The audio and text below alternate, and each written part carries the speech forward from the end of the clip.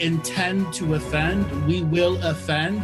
And if you have a delicate sensibility, click the X button in the corner, or if you're on a Mac, the red button in the left corner. Monty, welcome to the show of offending people.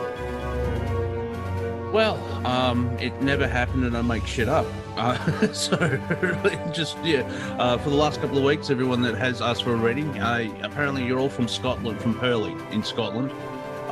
You all live the same lives. It's very metaphysical, because we're all one. And I can't read the Akashic records. I don't even have a card.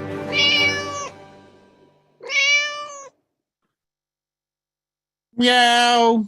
Welcome to another Farting Unicorn Productions Adventures into Comedy. I am once again joined by my comical co-host, Monty Dean. G'day. G'day, mate. How you doing? I'm all right. You and your non-Australian Kiwi accent. Hang on. I'm getting a hostess spotlight of your video for everyone. Would you like to unmute your microphone to speak? You're already I did. Yeah. So unmute myself. It came late. There you go. And I'm being supported by my cat, who's meowing in the background, going, "I need attention." It's like, this is going to go well. Your cat's actually been silent the last couple shows. I see. The wonders of gaffer tape. Or duct tape. Wonders of gaffer tape. Yeah. All right, everybody. If you are listening on Facebook, YouTube, Twitch, Twitter, or anywhere else and want to be a part of the show, you can look on the screen as our mystical production host, Robert, has pasted information there for how do you come and be a part of the Zoom Room. This is where we take calls. We talk to the chat room here. We interact. If you are on any other place and want to interact with us in some way, shape, or form, come and join the Zoom room. Now, today is a comedy show. No readings for you. If you ask for reading, Monty will be giving you a reading. Yeah, that's right. Now, we have a lot of piss to take out of the world today. We've had a presidential election. We've had all sorts of things go on. I mean, the Quatorians, nothing happened. They're Roman. The Quatorians, nothing happened. The military didn't take over. The baby raping lizard wizards are still out there. And guess what? You got taken by a psyop. I've been saying this for years now, but now is the time to come together and heal. We are here to take the piss out. I am not attacking you. I didn't call you a Q-tard. Wink, wink. I am saying come in here and help us take the piss out of the world today. We invite everyone from every dimension, time stream, and galaxy, universe who wants to make fun of this shit show to come here and help us make fun of this shit show today. Monty, who do we take the piss out of today? Let's start with Congress. And I refer to her as drunk grandma, but Nancy Pelosi, where the first thing, it's 117th Congress of the United States, and the first in the first week of January, the first thing they do, not try and figure out what we can do with COVID or the stimulus package or the checks, which apparently has dropped $600. It was $2,000, now it's $1,400. But they decided they put in a bill for administration level of non-gendification of words. So you can't say mother, brother, sister, father. Well, the last one that they just passed had all the pork in it. That was for $2 billion for useless projects. Yeah, but that's the corruption. That's the corruption of Congress. Yeah, that's drunk grandma's got a whole bunch of drunk driving tickets. Okay, she's got a gavel. She's got a gavel, exactly. The thing is, drunk grandma's got friends. Yeah, she's got judges in her pocket. Did you see some guy actually live streamed him taking a dump on her driveway? No, I didn't watch that. I think they probably scrubbed that from the internet. And then about a week later or 2 weeks later, some heathen spray painted her garage door. But it's interesting because it looks like they taped the brickwork because, terrorists are nice now. So the spray paint has a perfect line on the white thing. So they didn't spray the actual brickwork on around it. So, and I'm sure there's no video footage of that and wasn't a mini false flag. Yeah, because it was probably done by a Republican senator, because Mitch McConnell had his garage door spray painted too, and somebody defecated in his backyard, like in his porch. Now, isn't it? There's a rumor that Mitch McConnell's Turtle Man, the famous yes, he is. They've called him Turtle Man for quite some time. Yes, I know. It's fascinating when you look at people and like, you look like a fish, and I'm sure it's DNA, alien DNA coming through. Where is your spirit animal a haddock? Well, it's also from Kentucky. Well, now. Okay. I know a couple of people in Kentucky, and there's a great TV show about Kentucky called Justified. Yeah. Yes, and there's a restaurant, a fast food restaurant from there. Yeah, blue fry. You know why they're called KFC now? Because it's bad marketing to have fried in the title. Yeah. Kentucky which I find funny watching Stranger Things. It's 1984, but they're calling it KFC. I'm like, no. It was Kentucky Fried Chicken then, my friend. Back then, it was a sit-down restaurant, too. It wasn't a fast food restaurant. Just like Arby's for the longest time was an actual sit-down restaurant with waiters and waitresses and everything. Yep. We used to have Pizza Hut restaurants. Yeah, actual restaurants. They were like actual restaurants. Mm-hmm. Yeah. Yep. And it's interesting. There's a whole battle in humanity. Let's talk about the true things, the important things here, ladies and gentlemen. Does pineapple go on pizza? Absolutely, pineapple does. Yeah, I know. It took me a while. It took me a while to build up to it, because I remember I must have been 9 or 10. And my two older brothers, 4 years older and 8 years older. And my oldest brother came home from the Navy and bought a pineapple pizza. I'm like, I don't like pineapple. I'm just shitting on it before I even tasted it. And then I ate a piece. I'm like, it's really not that bad. The ham and the pineapple and the bacon really do well. Shit, I'm an idiot. Yeah, and pineapple doesn't go on pizza. Yes, it does. That's why it's called Pizza Hut. It was actually like a Hawaiian hut, and they sold pizza or sold. Yeah.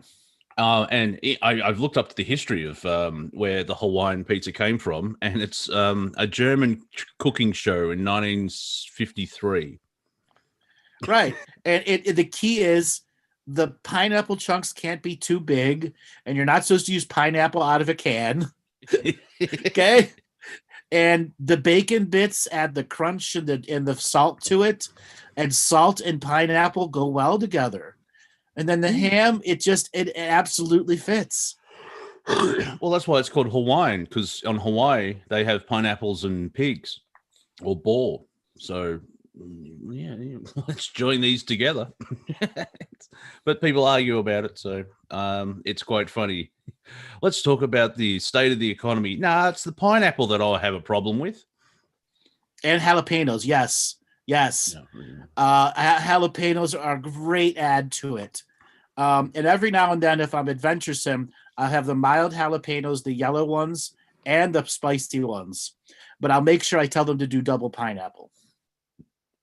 Well, what I like now, this is the fun part of talking to the Galactic Historian, ladies and gentlemen. When you're told a story from history, it's a 50-50 chance. It's like that could have happened, or it's a nice story and it fits. The first pizza apparently was a weapon. No, I didn't ever heard of that. Okay, well, the story, and also like the fun part, to get around it, there's multiple timelines, so anything is possible. Apparently, an Italian castle was under siege in the 1400s, and they've run out of everything, and so apparently they made a pizza base without knowing it was a pizza base, put everything on it, cooked it so it was piping hot, and then threw it at the enemy. That doesn't sound right, because food was very, very lavish back then. Okay. Now, when it comes to pizza, bread, flat, common. Every culture's got something that's been rolled out some way, shape, or form. And sauce can be a variety of things. Example, when I went to Greece with my dad, we were eating Greek food. And I'm like, I just want some American food. And he's like, all right, we'll go get a pizza. Guess what I got? Okay, the crust was like that thick and it didn't taste like pizza dough whatsoever. It was like a bread, like white bread rolled out that grew real thick, full of cheese that wasn't mozzarella. It was a hard cheese called casera cheese with a whole fried fish and head and tail on top of it. Right. Okay. Well, yeah, and no red sauce whatsoever. Cheese, bread, fried fish. That was open your mind real wide now. I may explain Atlantis, or it's just humanity working at the same time, but I can make a connection between tacos, souvlaki's, and pizza. Yes, anything you could fold the bread, we've all figured it out centuries ago. Yeah, and now they're called wraps because it just makes, instead of having all these different things, it's like, just have a layer of bread or something. Like, even like here, I'm not sponsored by Domino's, but they keep giving me free deals, so I keep buying them. But we have New York style pizza here, which is just like the size of a manhole cover or a person hole cover, and you have to fold it. There's a reason why they fold it. It's like, because it's easier, because it's, you're eating the side of a wing. So there you go. So I like, what are we going to take the piss out of today? Let's talk about food for 15 minutes and piss everyone off and get them hungry. Yeah. Now, I was watching a Food Channel special on pizza that said you can't put it down to one place, but that more than likely it actually came from China. Okay, pasta like came from China, like everything else. But everyone figured it out. Like, supposedly the hamburger was created in 1880, but I guarantee you somebody had meat in between bread before that. Okay. Well, yeah. Well, where sandwich comes from, the name sandwich. Earl of Sandwich. Yeah, Earl of Sandwich, while playing poker or cards, asked for a bit of meat between two slices of bread, and that's where the name sandwich comes from. The thing is, as we've said, like, even Roman times, I'm sure someone's got two bits of yeast products and put it around something. It's not not a leap forward in humanity with like, wow, why hasn't anyone thought of this? Right. And Santos, my Sicilian DNA is starting to feel rather uncomfortable with this disrespectful talk of sacred pizza. Well, guess what? Sicilian pizza, they got that from the Greeks. Like everything. Yeah, the Chinese invented everything, and the Romans stole everything. The Greeks became before the Romans. And now, back to the whole pita bread, taco, foldable bread, whatever you want to call it. Okay, it was all about convenience. Okay, they didn't have Superman lunch boxes like we got today. Okay, so it had to have a convenience factor to it. You didn't bring knives and forks with you. You got a hunk of meat rolled in some cloth, if you were lucky. Yes. Okay, or they baked the bread around it so it was easy for you to carry, and it had some level of preservation factors to it.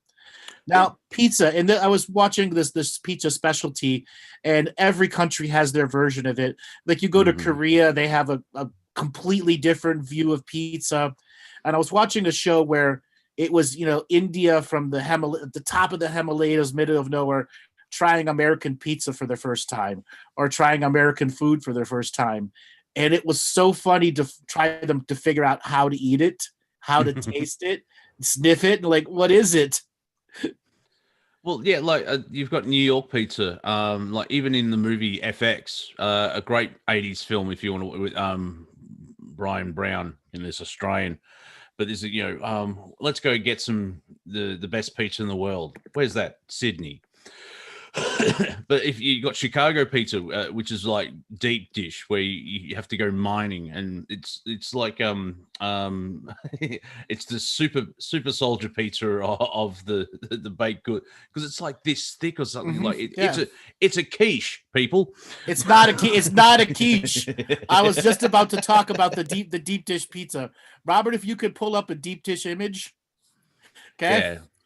Okay. Coming right Oh, up. come on, Andrew. Come on, Andrew. I did give quiche a chance. You got to It's give not. quiche. Quiche is eggs and milk. Okay, it has Yeah, I know, nothing to yeah. do with this. Okay. Or actually, no. For a while there, it was unmanly to call it quiche, so it was egg and bacon pie. Right. Egg and bacon pie. Now, personally, I am a deep dish all the way before any of all the other stuff's great. But for me, deep dish is the absolute best of the best of the best of the best of the best. Period. Eric in chat. That's not even Robert. That's not even deep. Look up Giordino's. You're talking to a California boy. I know. Look, he wants to grow up and be a deep dish. Robert, go to my Facebook page, a private page, and go down, and you'll see the whole deep dish versus New York flat, and you'll see some really good images there. Chicago style deep dish, and it's like literally like that thick, and they fill it full of sauce. It's all the fillings on it's a reverse pizza. Sauce and the cheese are on the top. The sauce is on the top under the cheese with another layer of bread. Personally, it is so filling. Like, I'm a big boy and I can pound some food down. I know. The first time I had deep dish, I was there with some friends. They're like, seriously, you won't be able to eat more than 2 slices. I'm like, fuck you. No, you know who the fuck I am? Challenge accepted, my friend. End of the first piece, I'm like, I got the second piece. And I halfway through that second piece, I'm like, oh shit. Oh, I just realized I ate like a half a pound of fucking sausage. And like a pound and a half of cheese and a piece and a half. Oh fuck. I'm like, getting some drinks going. They're like, yeah, you gotta finish that second piece. I finished the second piece, but I was a cocksucker and I said I will do 3 or 4.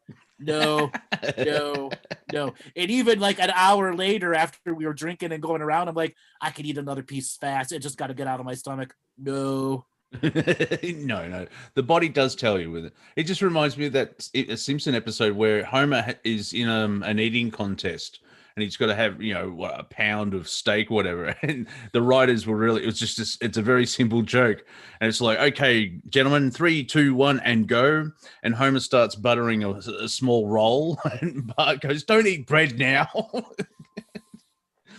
Exactly. That's just filler. That you've worked in the restaurant business. Yeah. It's like there's a reason that in bars you have salted peanuts. It makes you thirsty. So like, and bread rolls and everything else like that. That's to fill you up. So yeah, that's why your portions are this big, and it costs $18. Andrew, I got Lou Malnati's Chicago's favorite deep dish YouTube video pizza. That's a good one. I don't know if YouTube will give us a video strike if we play it though. No, I don't want to try it. Yeah. Well, I'm sure you could find a shot of it and pause it, and then show that. Let's just scroll through and see what we find. There you go. Yeah. Oh, yeah. That is a commitment. Yes. Okay. So you basically get it. It comes in a pan, gigantic. Okay. Exactly. Okay. Now, for those of you that out, the crust is very thin. It's not thick enough. It's barely enough to hold it together. So it's not thick at all. Then the outside of the crust, they put Parmesan. They put butter on the outside of the pan and coat the outside of the pan with Parmesan cheese. So it hardens to the side of the bread and makes like a cheese armor to the outside of the bread, which makes it holds itself together. So yes, if you're looking, ladies and gentlemen, if you're looking to have a coronary, just have one of these. That just looks like a heart attack waiting to happen. Look at that. Now, I think it's Giordino's in Chicago will sell them to you frozen. On my Facebook homepage, there's actually a link to actually go and get frozen pizzas, frozen deep dish delivered to you. Okay. There's actually an episode in MASH where there've been because MASH went for 11 years and the Korean War went for 3. So I don't know how long they've been over there in Korea doing their thing. But they started craving this one, Eddie's in Chicago, and this whole thing of like, we need 3 pounds of ribs and sauce. And the joke is they keep forgetting the coleslaw. Yes, they keep forgetting the coleslaw. Yeah. Oh, yeah. And so they have to sort of bribe everyone because they know about it. It's like, oh, okay, well, I'll take 2 pounds. It's like, and what about the coleslaw? We forgot the coleslaw. You forgot the coleslaw. Yeah. And Santo, you say you call that lasagna. No. There is no layered pasta. Lasagna is pasta layers. There's no layered pasta at all. Cheese at the bottom, sausage, meats, vegetables, cheese, sausage, meat, vegetables, cheese, sauce. Yeah, basically a deep dish pizza is 3D and a lasagna is the multi-spectrum layer of reality. Right. A pizza bread bowl, yes. Good way to put it. Again, the crust is extremely thin. And when they burn that Parmesan on the side with the butter, like I said, it's like a cheese armor to the outside, and what keeps it stiff enough. And the thing with deep dishes, when they keep lifting it up and they show you the dripping cheese, that's considered the great factor of how well deep dish is. If when you do it, it's the cheese, how long the cheese will draw for. Well, there you go. So, yeah, I know we started out trying to take the piss out of government, but I hope you're all hungry now. I know I am. I don't know. Is deep dish pizza good for breakfast? Absolutely. Yeah. Absolutely. What did you spend all your money on? Food? What did you get? I bought one deep dish pizza. It lasts me 7 days. You have to mine through that thing. Easy. Okay. Now, I want to finish my second to tell you about my second deep dish story. So I'm in Chicago. We did Gigino's the first time, and my friend's like, there are like a dozen other places that do it, and I'm like, so you guys do this all the time? You're like, fuck no, we're Chicagoans. We barely touch deep dish. I'm like, what? Seriously, we do things like Italian beef and all these other things. I'm like, huh? And like it's like. It's really just the tourists who come to Chicago for the deep dish pizza. And I'm like, no way. And yeah, so they took me to this other place and you could buy it by the slice and it was nowhere near that quality. And then a couple days later, I had Italian beef, which just blew my mind, which is like pieces of prime rib, thinly shaved with like jalapeno peppers and green onions in this au jus sauce. That's put on a piece of bread on a like a special hoagie bread they make, and then the whole thing is dipped into the sauce, so the bread absorbs the juice, full of cheese. Oh my God, this was to die for. And then we went and sampled several others, and I began to truly see the art of deep dish. And there's really only 3 competitions there: Giorgino's, Illuminati's, and I forgot what the other one was. Illuminati's. Yeah, Illuminati. It's an actual real Italian name. Okay. Yeah. Well, Illuminati, it means light and all that. It's that no, whole his name is Lou, and his last name is Manotti. So okay. he doesn't work for the Dark Lords. Okay, I'm just checking. Dark Lords of Pizza, maybe. It's only when he's ill. Lou Manotti. Hello, I am Lou Manotti. Thank you.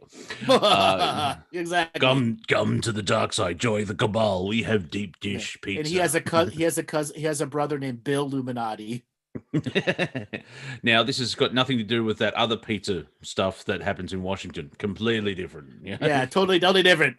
Yeah. Now, allegedly, to finish up the pizza, the deep dish pizza. So there's 3 that compete at this highest layer of pizza art. Now, I have eaten pizza all over the world. I enjoy New York pizza. It's not my favorite. Usually it's a little greasy, but then I got experiencing true California pizza. Ooh. Now, who is a Californian in the chat room that really understands the art of California pizza? Has it got weed on it? I've had weed on many pizzas. Mm-hmm. No, it is an exploration into Mexican and Asian food combined onto a pizza. Oh, nice. Like the first time I had smoked salmon on a pizza, I'm like, what the fuck? No way. Yeah. No way. It absolutely mixed. Okay? It absolutely mixed. And then or like the shrimp roll from on a fucking pizza. Shit like that.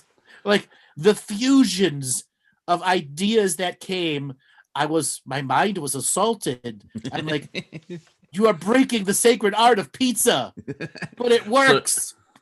But then you go the other way where you've got a margarita, which is just a sprinkle of herbs on cheese and sauce and a base. Right. Like, you mean a Which is cheese so pizza? basic. No, it's a margarita. It's basic. So it's like exactly. Yeah. Yes, Oh. and then Zeva. That's right. Until you go to Koreatown. Oh my god. Oh my god. And then you're like, whoa. Like the first time I had barbecued ribs on a pizza. With the bone? No, they peeled it off the bone. I was Or just brisket that or pulled pork. I had a pulled pork calzone. Like a calzone is just, pizza flopped over on top of itself, but a pulled pork calzone. Oh my god, it was to die for. Yeah, here in Australia we have, I'm sure it's globally, but we have the meat lovers pizza, which is basically just flesh. Yes, the layers of flesh. Yeah, and if your body needs, like, if you don't bring it up when you're talking to the vegans about the 40 grams of protein, but you could you could have a slice of a meat lovers pizza and you'll be back right up. But it's like sometimes it's a commitment where it's like you can taste the flavors of the meats fighting each other. Exactly. And Casey Don, dang it, shrimp and clams on a pizza sounds heaven. Well, it's called Pizza Del Mar or Fruits de Mar, like if you go to a high-end restaurant and you have the fruits of the ocean. So we're talking clams, scallops, squid, octopus, all in a classic wine white sauce layered with cheese, and it's in a medium thick shell. Oh my god. Yeah. Lobster, all that. Yeah, it was wow. Yeah, and being unemployed with hardly any money, I'm happy with toasted cheese, which is, you just toast the bread, put some cheese, melt the cheese on it, and bam, you've got a meal. So is there pizza flavored louche? No. No, it's louche flavored louche. Yeah, louche is louche. Right. Now, what I find funny, if we can slide into the silliness of all, I'm sure someone is going to start going, this is cultural appropriation. Have you heard that term? Absolutely, it is. 100%. Yeah, which is oh, look at that, Robert. Thank you. Ooh. I wouldn't eat it. That looks nice. Yeah. Yeah.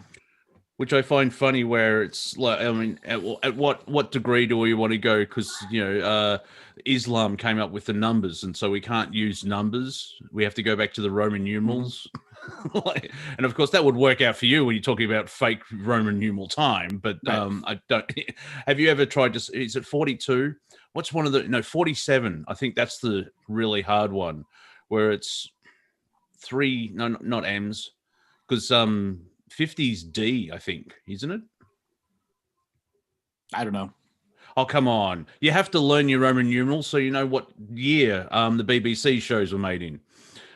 I that shit all passed out of my brain a long time ago. Yeah. I know a VII is 7, IV is 4, up to 10. Anything after that, I don't know shit. Well, that's right. Yeah, 47, I think, is L... D, because M is 1,000. LD VII, because no, 8. 9 is usually an I. It's like 9 is actually IX, yes. And 10 is X, and so 8 is VIII. Yeah, VIII. Yeah, so 48 is really annoying. So this year is MM. XXL.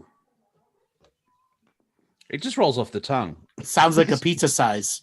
Mega XL, exactly. Because if you watch Ben-Hur, you can see it's written it's XXX whatever or L thing, whatever. But he just, to save time, he goes number 42 because it's English. So I mean in Latin. So if you could number 47, that's a mouthful. So people are asking me in private message, please stop private messaging me, everyone. I can't watch everything. But do they have pizza in Off-World? Yes, they do. Okay. Yeah, you probably find if we're the center point of creation and everything else like that, any idea that's here would be at least tried off world, especially if we're repeating ourselves over and over again. Right. Like chicken soup.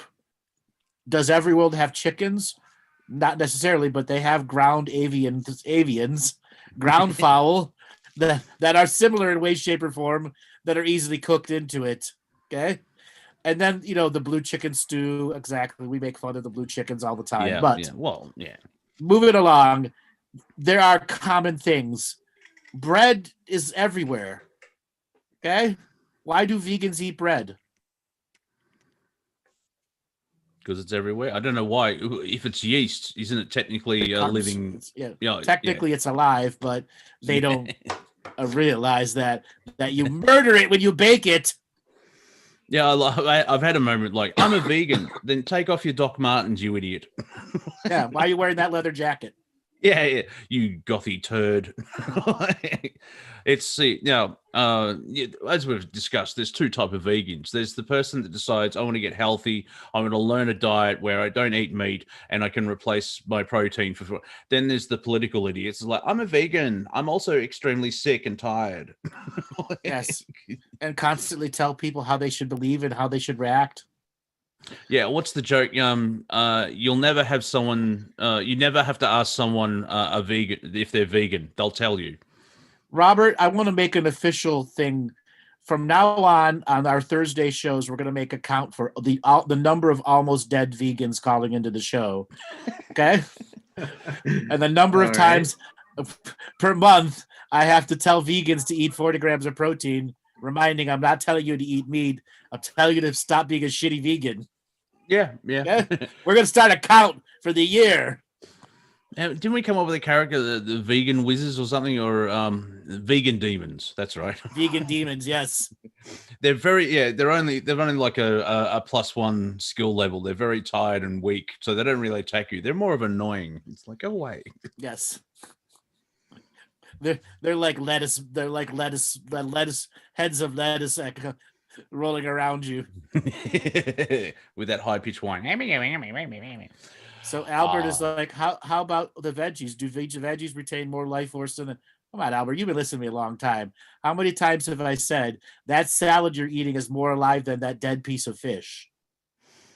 If you were to plug in the life force meters to the salad, it would register. Plug it into the dead piece of fish, it won't. See, there's a nice sketch we can have. So, like, this is what a vegan is doing when eating a salad. Come. And here's what actually is happening. And you have the screaming, like, screaming, exactly. There was an ad down here in Australia. I can't remember what for. So the commercial didn't work. But there was a guy on a bench and he's using a knife to peel an orange. And every time he cut into the orange, there was this high-pitched scream. It's like, yeah!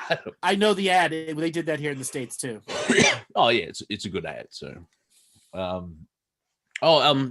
let's get back to the Gubbermint, which sounds like a flavor. Goobermint. The unfortunate ladies and chaps in the National Guard, because the photo op was done, they all had to sleep in a garage or outside in 30-degree Fahrenheit outside overnight. So that's your leadership right there. They had sleeping bags that are cold weather bags. They just didn't show you that. Yeah, I had two brothers in the military. The first thing they get issued is boots and a sleeping bag. All right. So you think disrespecting military forces is a good idea? The military is disrespected from the day they are disrespected from the day you join them, and they break your ass down. What I find there was a lieutenant who said your ass is sleeping in the garage, and I don't care if you could go over there and sleep. A lieutenant told him that, not Congress, not Senate. The assholes in the military said it. All right. Well, it's been used to point out that these people are idiots. You got to know military. You got to know military culture. Yeah. Well, no, I'm a coward. I watch war movies, but I'm not going to war. I've seen how that happened. Maybe it's a past life of World War One. I'm like, fuck that, because World War One's really, really intense. Yeah, oh, I've gone blank. Blank man. You What? need pedantic man to help you out. Get Oh, yeah. paperwork to your brain. Well, yeah, my superpower is hindsight. I can really piss people off. You shouldn't have done that. Well, fucking yeah. No, Yeah. your two superpowers: hindsight and gloat. Aha! Oh God, it's that prick Captain Hindsight again. Yes. No, well, yeah. The problem with veterans. Now, I've got to clarify that because it's like I've got a problem with veterans. No, the veterans get treated like utter shit. The thing is, it's been happening and back as far as Rome and probably even before that. Every country treats their veterans like shit. Yeah, but because I've got a fascination with Rome, that's been an issue of how we treat the legionnaires that have done their 20 years and they've full citizens. And it's like they treated their veterans like. I can kind of understand it now because the Dark Overlord scumbag, shitbag, whatever they are, you don't want military trained people to figure out that they were screwed and they'll rise up and take back their government. What Rome did. Interruption number 1. Keep that as a score. No, I think I finished. For everyone who's in the background, we laugh every now and people put into the comments, Monty, stop interrupting Andrew. My English is not my first language, and your accent is too much. I'm like, no, it's not. So we made a joke. We're gonna have an interruption counter going. What accent are you talking about there, son? I have no idea what you're talking about. Yeah, calm down, sit down, and have a cup of tea. Yeah, put on a shrimp in the Barbie. Oh, no, I don't like seafood. Shut up. Exactly. Yeah, can you remember why you interrupted? No. So a quick list of what the government has done. I remember why I'm interrupting now. Oh, as I'm interrupting. Interruption number 2. Yeah, go ahead. Rome. So they did figure out what to do. Whenever a soldier finished his terms of service, they gave him 58 hectares of land, and somewhere they conquered. Well, yeah, that's how Rome's kind of like the Borg of the ancient world, where you join it, assimilate, or die. I'm like, oh, we'll try this Roman idea. Mm-hmm. And yeah, once you got, because apparently, like when Rome retreated from England, they kind of stayed Roman for another 200, 300 years. No, not really. They dissolved from within. They rotted like a piece of meat outside with maggots everywhere.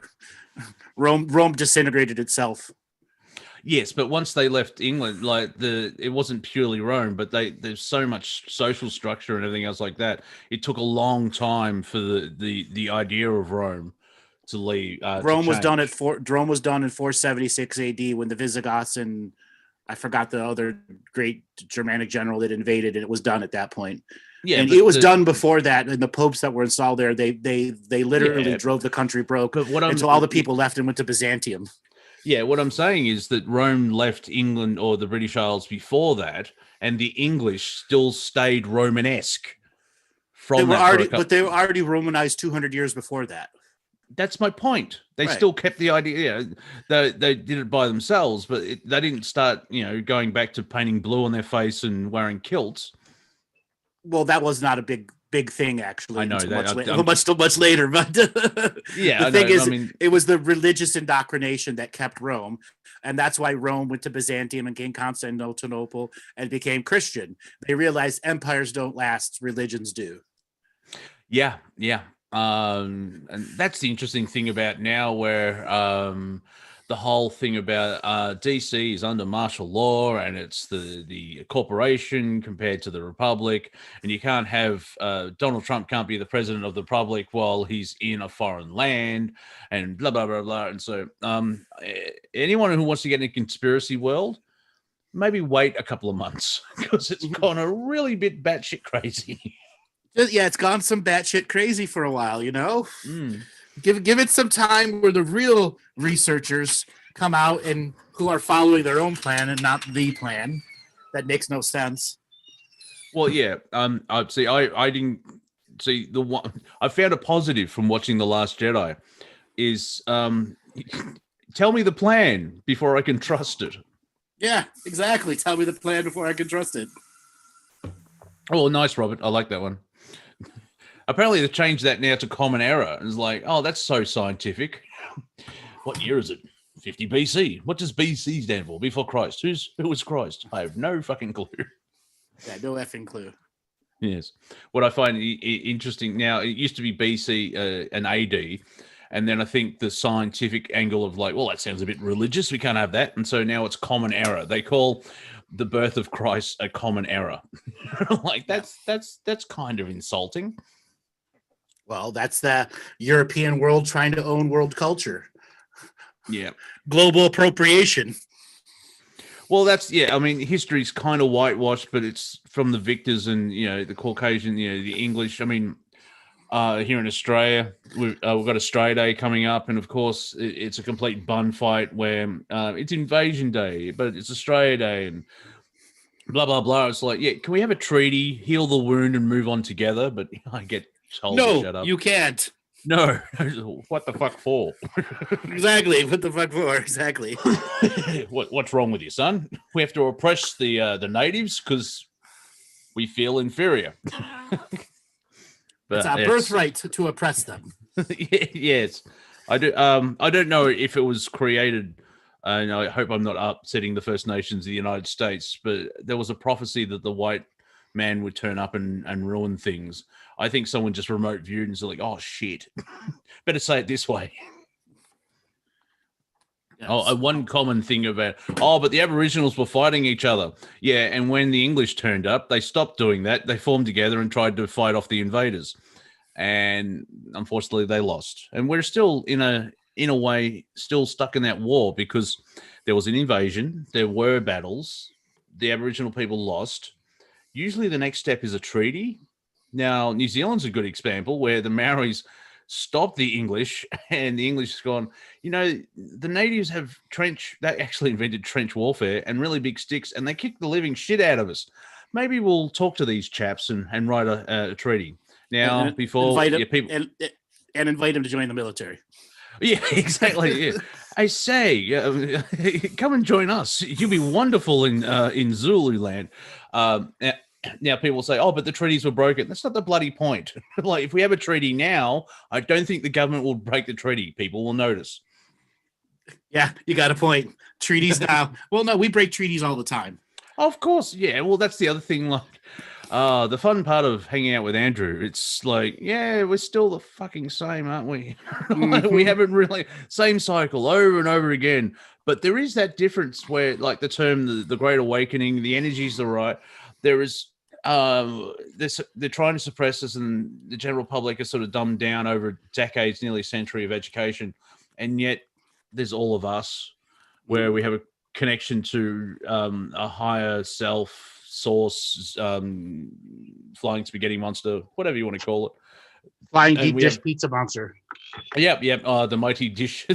We may go to the mighty deep dish into the sky, and we've got critical thinking, and so. Yeah, remember, we're ruled by psychopaths and run by idiots, and I think that would upset the psychopaths. It's like, you fucking moron.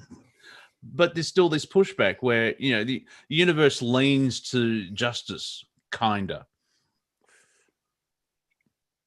This is where you say something. It does lead to justice. But justice is wholly interpretable by the observer. One person's justice is not justice. Okay. Well, yeah. This kind of helps me where when the fix was in on election night, it's like because I still had this idea of the power have picked this person, but they stole the election and blah blah blah. But I knew in like my heart, it was like, Biden's in. By that, it's like, bang, Biden's in. That was the decision, and that's what they're going with, and that's why we're still here. Well, that's why we're here now, and I think everyone else is sort of have to realize that. But in the bigger picture, it's part of the awakening. It was like, everything is fucked. Technical term, legal term.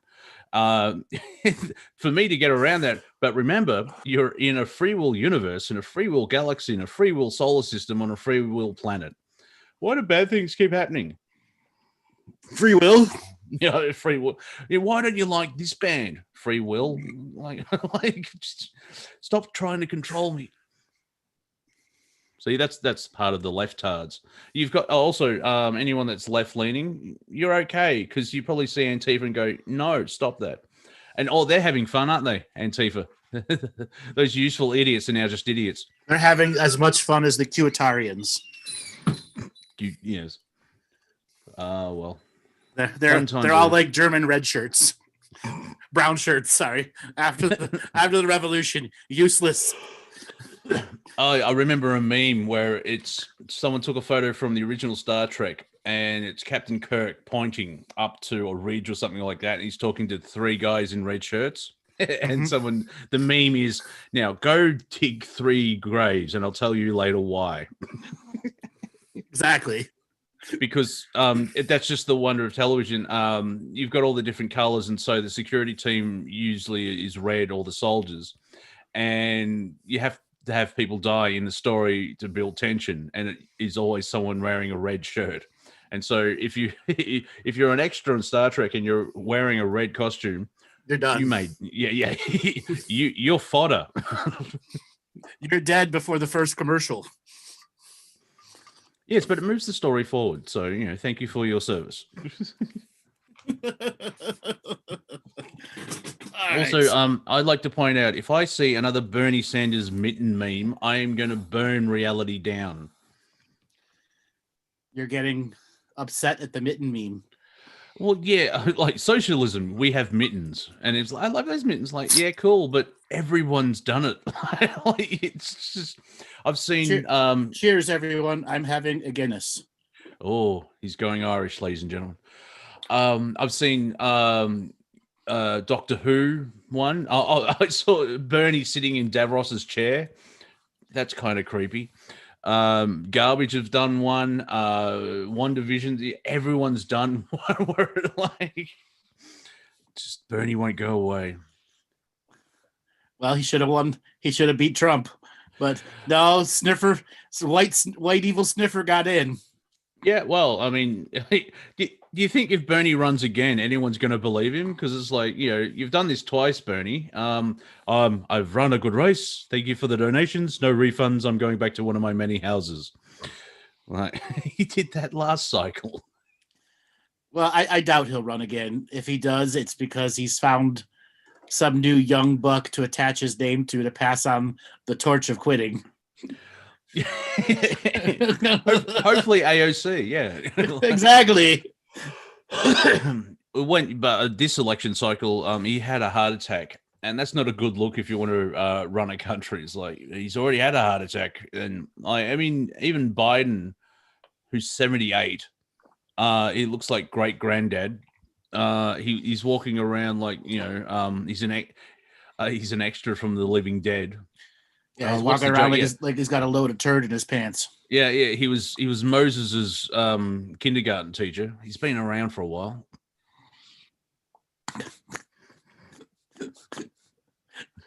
Sometimes we just go off the rails, buddy.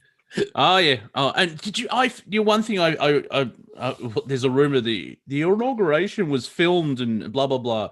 Well, if they're that paranoid that the MAGA army will destroy them, that's possible. It had nothing to do with the MAGA army. It was a show of force. Yeah, but even if it was pre-recorded and then shown, it was live. It was live because it had to be a ritual of live. It's actually written in the Constitution. It has to be done on that day, on that time, live. Can't be done behind the scenes. Remember, we've talked about the actual magical ritual that's there. Remember the American Super Bowl where they had Madonna come out as freaking ISIS? Yeah. Okay. It was just like that. Babylon Bee released an article. Joe Biden is in starting diplomatic relations with ISIS. Now, speaking of rituals and crazy batshit fucking whatever's going on, Pence was handed a coin, wasn't he? At 4:15 in the morning after the electoral college. What was all that about? It's like, was that his validate your parking, sir? Or No, one side had a warrior's face on it, and the other side had a Medusa emblem on it, which is a symbolization of the Black Pope. oh, Right. so Which is essentially a religious terminology of activating the secret societies. So Pence's secret society chain was pulled. Me and my visualization brain, like, oh, Exactly. his So his chain was pulled, and that which essentially side is- says you are in service to the Knights of Malta. oh, And the Knights of Malta. Okay. and he's like in 7 of those 7 or 8 of those groups, a very high levels secret society, and publicly part of those secret societies. I'd like to just announce my commiserations to the Fly. I thought he had a chance this election cycle. Unfortunately, he didn't get through. So, if it is a he, I can't spot sexes of flies at that distance. Basically, the coin said he cannot allow Trump to do what he's doing. The ritual must go on.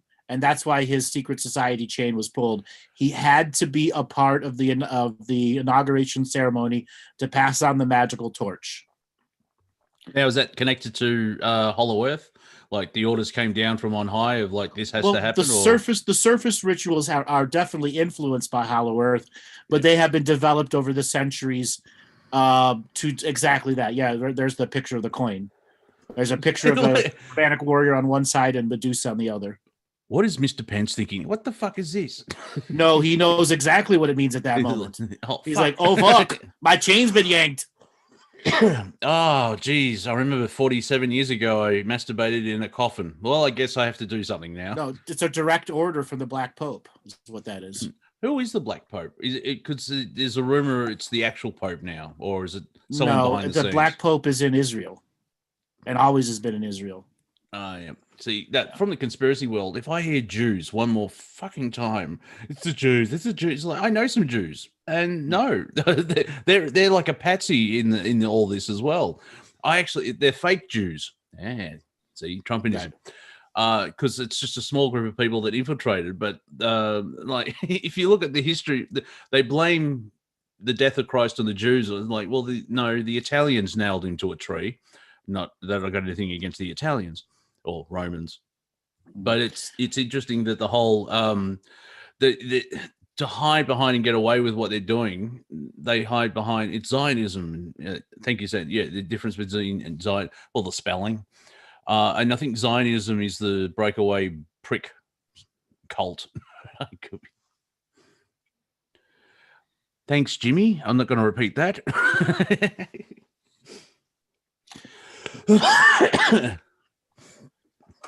So I want to talk more about the coin. The coin is a magical symbol, direct order from the Black Pope.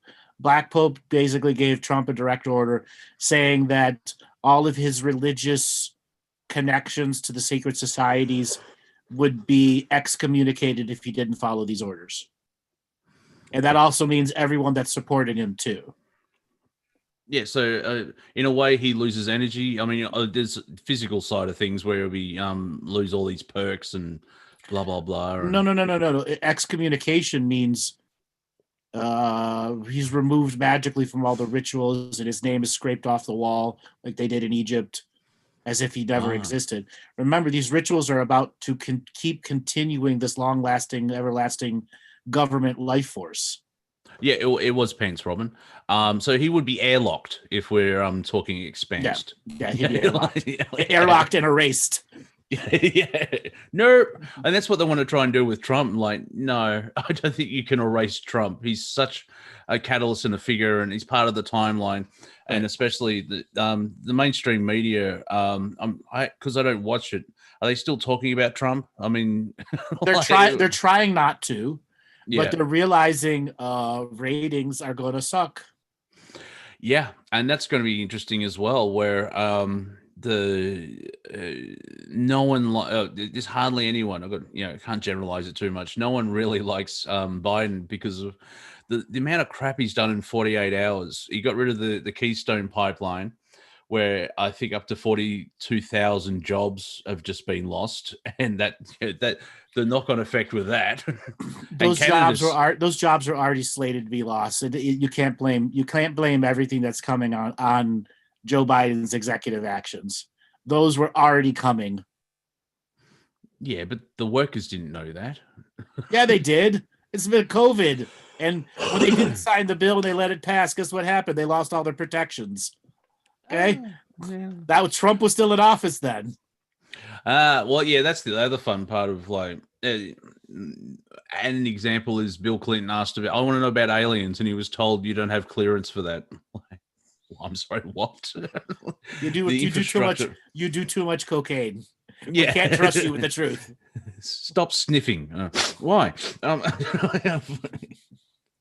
I've said it before. I remember Robin Williams on the last week of the Tonight Show with Johnny Carson, where it was after the election but before the inauguration. It's like, yeah, well, Bill's in, and then Robin said, yeah, but all that stuff about womanizing is like, yeah, even back then, it wasn't something new. It's just half of the course for the Clintons. So Sean is saying, we've been saying the script sucks, but the script is pretty good. No, it's not. No, it's fucking horrible. It's horrible. It's like, oh, they're repeating everything. It's we've seen this before, and yeah. Oh, did you know that Donald Trump actually had a red button on the desk? I think the resolution desk or whatever desk in the Oval Office, and he would press someone. What's that button for? And Trump goes, "I'll just show you." And presses it, and someone would bring out a Diet Coke on a silver platter.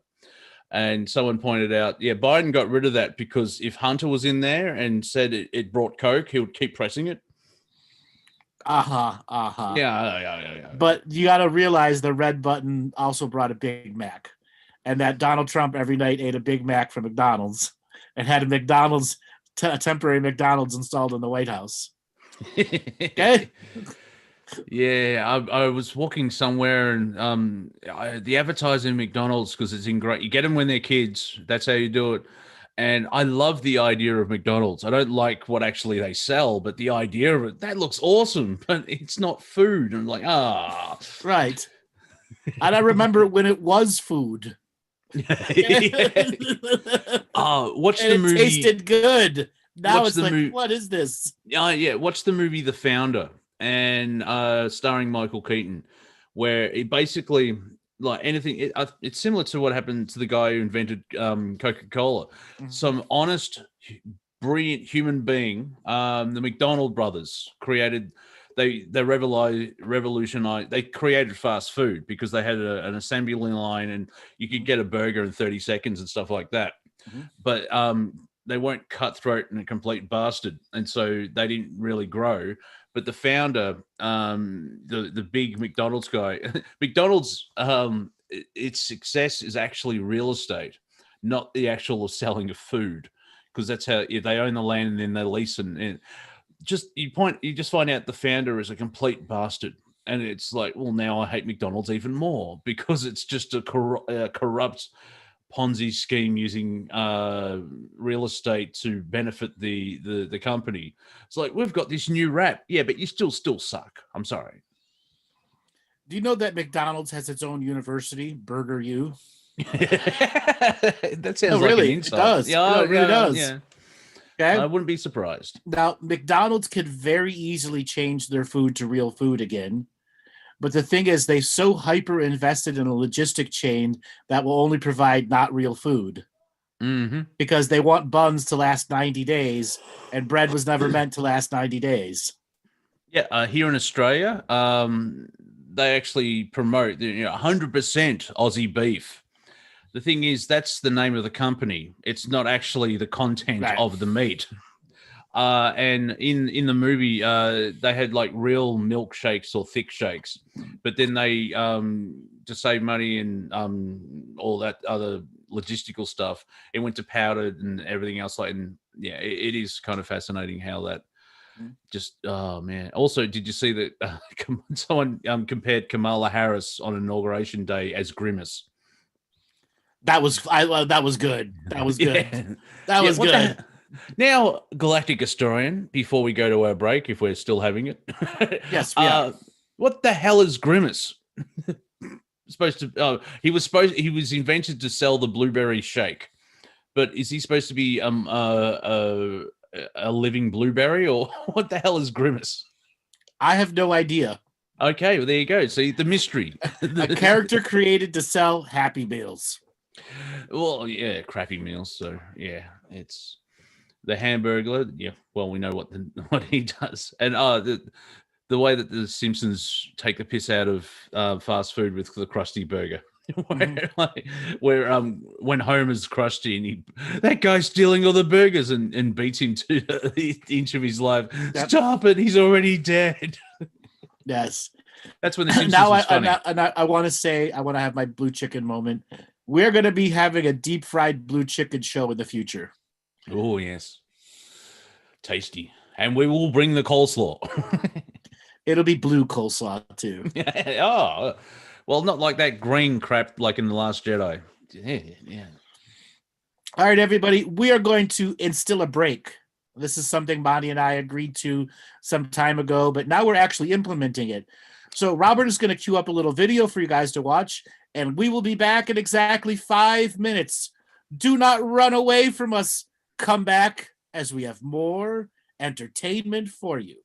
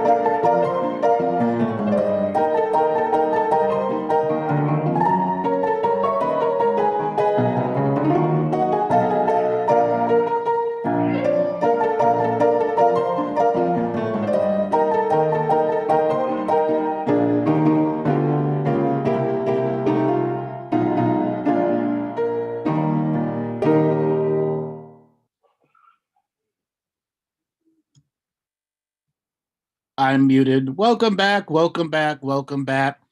Here we are, second half of the comedy show. For all of you that have maintained being here, we're going to say, go ahead and raise your hand if you want to have a conversation with us. So click on that participants button. Hit that raise your hand button.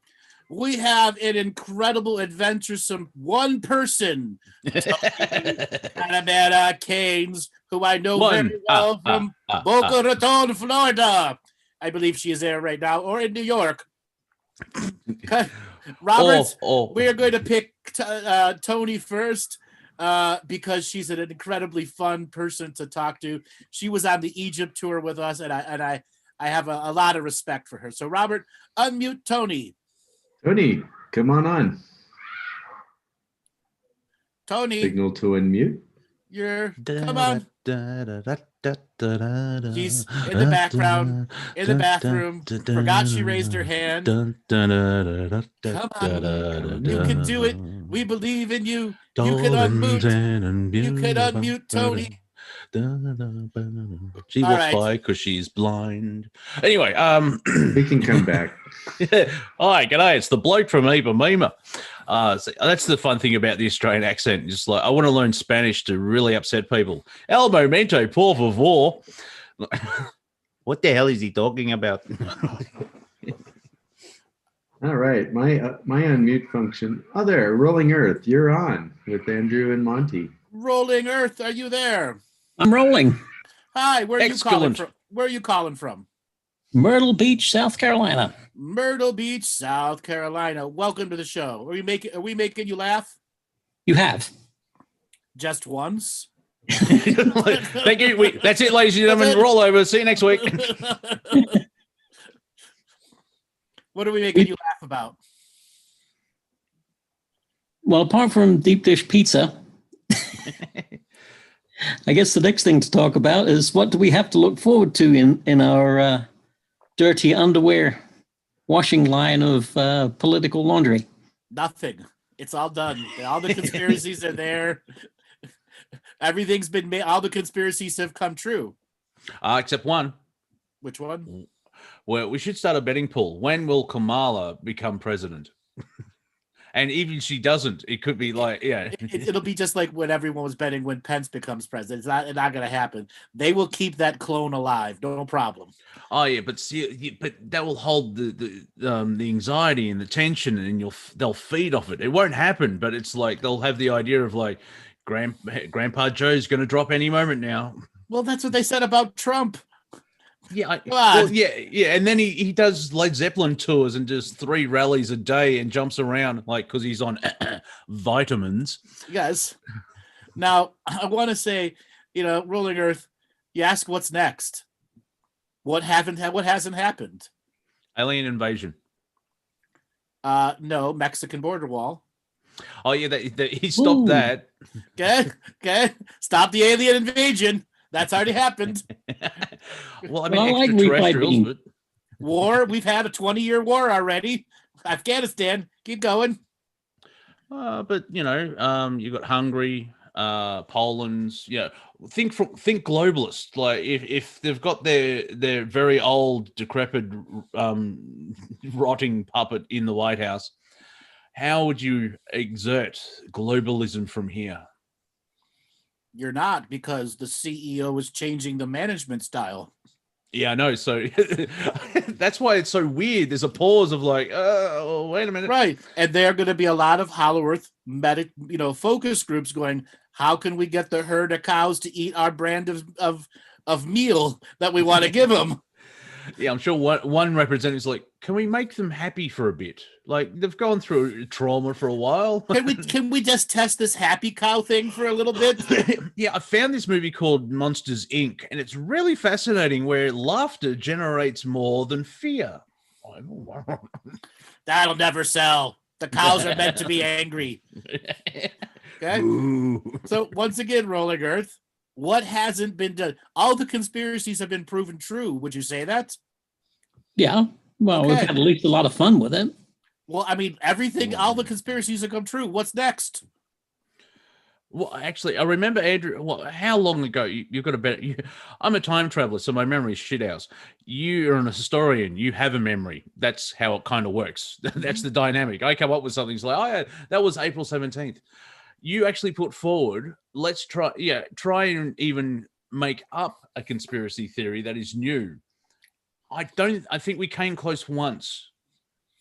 Because everything, any other idea is just regurgitating the same thing and over and over again. Yeah. Well, I don't know what else to say. I mean, we can try making up a conspiracy that hasn't been done before. Yeah, but they've all, in the last 30 years, all the conspiracies that have been played out, majority of them came true. Well, that means Hollow Earth definitely has a marketing issue. As above, so below. Hollow Earth, Hollywood. Right. I don't know. So Maybe we could get an Archduke killed in Europe. No, that's been done. Twice. Twice. Twice. It was done. It's funny watching Australian Anzac movies where when World War One broke out, and of course England asked for the Commonwealth because thousands of men are dying because it's industrial war, but they referred to World War One at the start of it as a European civil war, and then they just dragged everyone else in. So Lost Sheep is saying the conspiracy in your pants hasn't come true. Yes, it has. Why do you think we have a 5-minute break now? Yeah, exactly. You just don't remember it. You've been sheared. Well, in the conspiracy world, are we going to see, like, what can you sense, feel, whatever language you want to use? How are they going to cover up the shocking storytelling of season 3? By pretending it didn't happen. So they're acting, once again, they're acting like 4-year-olds. Nah, that didn't happen. Mm-hmm. Okay, we're going to pretend like it didn't happen. So all the statues of Trump get pulled down. Are there any statues of Trump? Oh, we could put them up real quick. The metaphorical. Will the statues of Trump come down? Half of them will come down, but the other half will be in the MAGA people's front yards. So there'll be cheap reproductions, and the Trump statues will continue, just like American flags are held on people's doorways. You're going to see many MAGA people get instead of a baby Jesus in their front lawn, they're going to have a Trump statue or Trump lawn gnomes, like a fat Buddha Trump. Yeah, just Buddha with a toupee. So, honestly, brother, nothing new can happen. But I want to say this: we are in for a surprise. Well, I was about to say, if something new happens, it will be on the positive side and work against the global narrative. Not necessarily. You could have the new CEO realize that, hey, these lizards had a really great apparatus and it's tuned to the perfection, and I don't need to fix it. I just need to make sure it's not skimming off the top anymore. Thank you, Robert. But the problem is with the lizard operation, it got out of it looks like it got out of control where it wasn't controlled chaos. It's natural chaos. There's that sort of that schism sort of happening. It was absolutely controlled chaos. All right. Come on, everything was a psyop the last 4 years. Okay, the way they hijacked the militias, the way they hijacked original researchers with fake Q researchers. Like the video you watched yesterday. Very important, because everyone that is a non-Q supporter who was an original researcher has absolutely been discredited by the Q-tards. Yeah, I just because even if they have a small level revolution, they'll have plans for that. Basic thing could be martial law, because at the end of our lockdown here in Melbourne, you could actually feel the energy of the entire city of Melbourne just sitting there going, I am going to fucking do something. You Right. can feel like I don't know if it's a past life thing, because it's definitely not this life thing, but it generally felt like revolution. As to quote Nick Marsden from Pink Floyd, it got so bad we nearly said something. And you could just feel the energy of like, see, I don't see, I mean, sure, they probably have plans and not consequences, options when they go to that sort of thing, but I don't know. Mind you, just remembered, I don't know why, but Lady Gaga looked like that character out of the Hunger Games, so that's been fun in the conspiracy world. Yeah, but that's nothing spectacular. That's really nothing spectacular. Listen, the Illuminati gave us a whole bunch of Super Bowls where they were middle fingering us in the face and saying we're alive and you can't do jack shit about it. Okay? Yeah, I know that's part of the Great Awakening. I hope that's just not the awakening part. You're ruled by bastards. All right. They're bastards. Now what? Yeah. We can't stop them being bastards. Yeah. Okay. Unless you do the inner work, and then you have, I can understand that, millions of people protesting peacefully for months, because that will wear down the system. But have you tried to have a conversation with anybody these days? Well, that's the whole point. Divisiveness and fractionalism and factionalism was created for the exact purpose. That's the controlled chaos. At the same time, discrediting the true researchers. Yeah, like Darth Vader and his apprentice Star Killer. He doesn't care about credits, people's lives, or property. His goal is certain thing, and so he'll destroy planets to get to his goal of finding the enemies of the Emperor. And that's sort of the level. Yeah, because the management's been here for a long time. Like, there's been pole shifts and everything else like that. They're still there. Like, they could reorganize. Like, as I keep saying, if the planet was in trouble, she'll just do a pole flip and wipe everybody. And even if that happened, Earth is like, all right, let's start again. Try and do a little bit better this time. Right. And, Earth is just fine through this. So I want to give one ray of hope. One ray of hope that a new conspiracy can come out. And that ray of hope has to deal with porn. Okay, we're reaching a point where virtual reality porn is beginning to become real, and it will take attention away. It will take massive amounts of attention away from political personalities. Well, and if you can't get them away from the VR porn to vote, they have lost. That there is a Russian bodybuilder that married his sex doll. Yes, there are like 25 Japanese who have married their sex dolls, do. Yeah. So that's good for humanity. All right, Rollinger, thanks a lot for calling in. Thank you. All right. I believe Tony is back. Robert, let's bring on Tony. All right, Tony, signal to unmute. Hey, Tony, you there? Hello, Habibi. How are you? Good. How are you doing today? We're doing wonderful. Great. Are you in Boca Raton or are you in New York? No, we're in, unfortunately, New York, where it's just a nightmare. Aw. Yeah. Everything's closed down? Correct. It's really depressing. I can see why people are very suicidal. Hello, Habibi love. It's Patty in the background. Hi, Patty. Hi, Patty. We How miss you doing? you. We think about you. We see you in dream time and all the other wonderful stuff. And Egypt is calling us back again. I do see us in Egypt and doing sacred ceremony and talking to the birds and all that. So yes, absolutely. Well, as soon as COVID allows it to happen, we'll see if we can make it happen. We're thinking of dual citizenships in Greece. I don't know if United States. Well, what are your feelings about our country in the future? So real quick, I have like 700 cousins in Greece, and COVID is rampant there right now, and it's killing off a lot of the old people and starting to really make a lot of young kids sick. And unless you really know people there, that's what's going on. It's really bad there. And like they're not even allowing the priests on the streets on Thursdays. If anyone's Greek, every Thursday the priest walks on the street and he's there to take bribes. Okay, and it's an ancient tradition. Okay, an ancient tradition. They're not even allowed the priest on the street on Thursdays.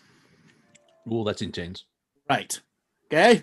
To the point, the priest can't take his bribes from the local villagers. Okay. So, Like, so that that's- means you won't don't be going go. to Greece in February. No, that won't happen. That won't happen. First of all, I can't get tickets to go there. It's still banned. Oh, wow. Yeah. That's too. Yes. So thinking about another type of, I don't know, just another, what am I thinking of? Again, America is not the place I really want to be anymore. And we just thought about going someplace else, but where you're going to go. And that's the unfortunate part. Did you guys sell the restaurant yet?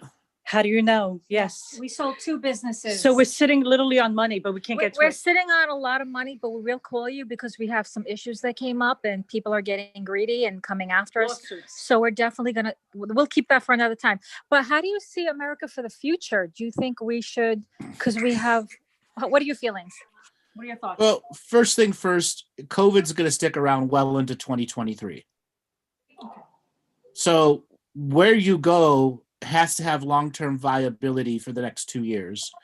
And if you're not going to stay in New York and it's too depressed for you, you can rent anywhere in the country and not have to spend a tremendous amount of money. You could fly down to Texas where the COVID rules are really simple and find yourself a rental place in Corpus Christi or by the beach or in Houston and really live up life for a while. Okay, you go to New Orleans. There's many, many places you can go and rent. And if you've got a little bit of money saved up, those are easy living places. Yes, unfortunately, that's why earlier I couldn't get to the phone. We're taking care of a bedridden mother. So we're into, diaper rash and bed sores and diapers. So that's the reason, we're just taking care of mom for now. But then we're free agents and we literally can travel the world. And that's the thing. America really won't be a place for us. We just maybe go somewhere out. Well, if you can't go to Greece, come to Melbourne. That's second Greece. Yes. That's true. You're so There are more true. there are more Greeks in Australia than there are in Greece. Probably. Very That's true. What about global reset? Your Gerald Salon? Oh, yes. And what about the global reset? They keep on talking about Not that. gonna happen. So the So you Great don't see a Reset. currency? No. The Great Reset by the IMF, that won't go through because everyone hates the idea. No, because it was a psyop from the beginning to get people to believe in currency revaluation, which was just like Q. Currency revaluation is a conspiracy that went hand in hand in 2012 and 2013 when they tried to force it on everyone. It was a parallel conspiracy world going on. So if you didn't even believe in the baby raping lizards and aliens, you believed in the currency reset. It was the Iraqi dinar or the Taiwanese dong. PSYOP. Okay, it's all a psyop. PSYOP, yeah, I see. So what will happen with the economy though? Because it's basically been on life support since 2008. So It's not on life support. It's on cooked books. Okay? It's on cooked books. And when you have regulators looking at your cooked books, you have to maintain the cooked books, right? That's kind of life Okay. support. No, it's not life support. It's purposely elevated to well over 30,000. So the big banks were able to break up a lot of the mid-level monopolies and take over everything again. Leverage to 600 and 700%, and then slowly implode the market in increments while the big boys are letting go of the toxic assets and buying the real assets. It is an economic warfare system being done by the globalists. 30,000, the 30,000 should really be at 13,000, the United States stock market. So it has that much default, but it won't because every part of it is controlled by the algorithms, including the fundamentals. So in a way, they're cleaning it up so they can sustain it more. No, there's theft of wealth. Yes. Oh, yeah, well, that's standard operating procedure. Yeah, Yeah. it's massive theft of wealth. But logically, there's got to be an endpoint to that. If Target owns everything. No, human beings make new businesses all the time, come up with great new ideas all the time, patent new things all the time. Oh, It's okay. a self-fulfilling system, which Yeah, they and can that- constantly they can go over and do this again and again and again and again. It's a matter to do it every 8 or 12 years or do it every 30 years. Okay, yeah. So yeah, because like they seem to have a stock market crash every 20 years or something like that. Well, it's more like every 8 and 12 now. But it's not really a crash. It's a fake crash. So there's your endless war. It's in economics. And well, that in the physical wars, what do the physical wars do? Give a lot of contracts to military industrial systems. Yeah, yeah. So that sounds fun. Thanks for that. So Tony and Patty, the best thing for you to now is consolidate, finish taking care of your sick mother, and wherever you're going to go, it's a temporary place. You're going to go there to have fun. You're going to go there to meet people. You're going to go there to have good food. You're going to go there to rest and recover until some of the COVID rules relax, and then travel the world. Yes, but it's been a real shit show around here. We still have our homes in Boca Raton, so we're on oceanfront property, which is beautiful. But eventually, we love to travel. Like I said, we literally are Ephesians. Yeah. And after Egypt, it's like we just love to travel, and you know, we're hoping that you will put something together eventually when all this kind of you know relaxes, but we'll see what happens, right? We just take it day by day at this point. Well, we're thriving. I was supposed to have 2 hotel conferences this year. That's not going to happen. So it's online like everyone else right now. Okay. And it's the dangers of having a hotel conference. First thing first, I got to advertise 8 months ahead of time. Mm-hmm. So 8 months ago, I had to figure out what's going to happen 8 months later. Can I have a March or April event? And then can I have a September or October event in the same year? And I understood what COVID's going to be. I understood it was going to be around the same time. Now it comes down to the hotels. Hotel events and retreats are not cheap. Okay. And a lot of these hotels, they changed their contracts. See what they did? No refunds, and you have to have the full deposit down in 90 days. You're talking $30,000 to $40,000 for the rental places. Quite literally, those things aren't cheap. Okay. Yeah. No refund now. It used to be 15 to 20% down, and then the last payment was due 30 days before the event. They don't do that no more. And it's the local health officials who determine how many people can be at your event, and you have no way of what they're going to do. I tell you ahead of time, because if you limit it to 50 people, you sell 500 tickets. What happens?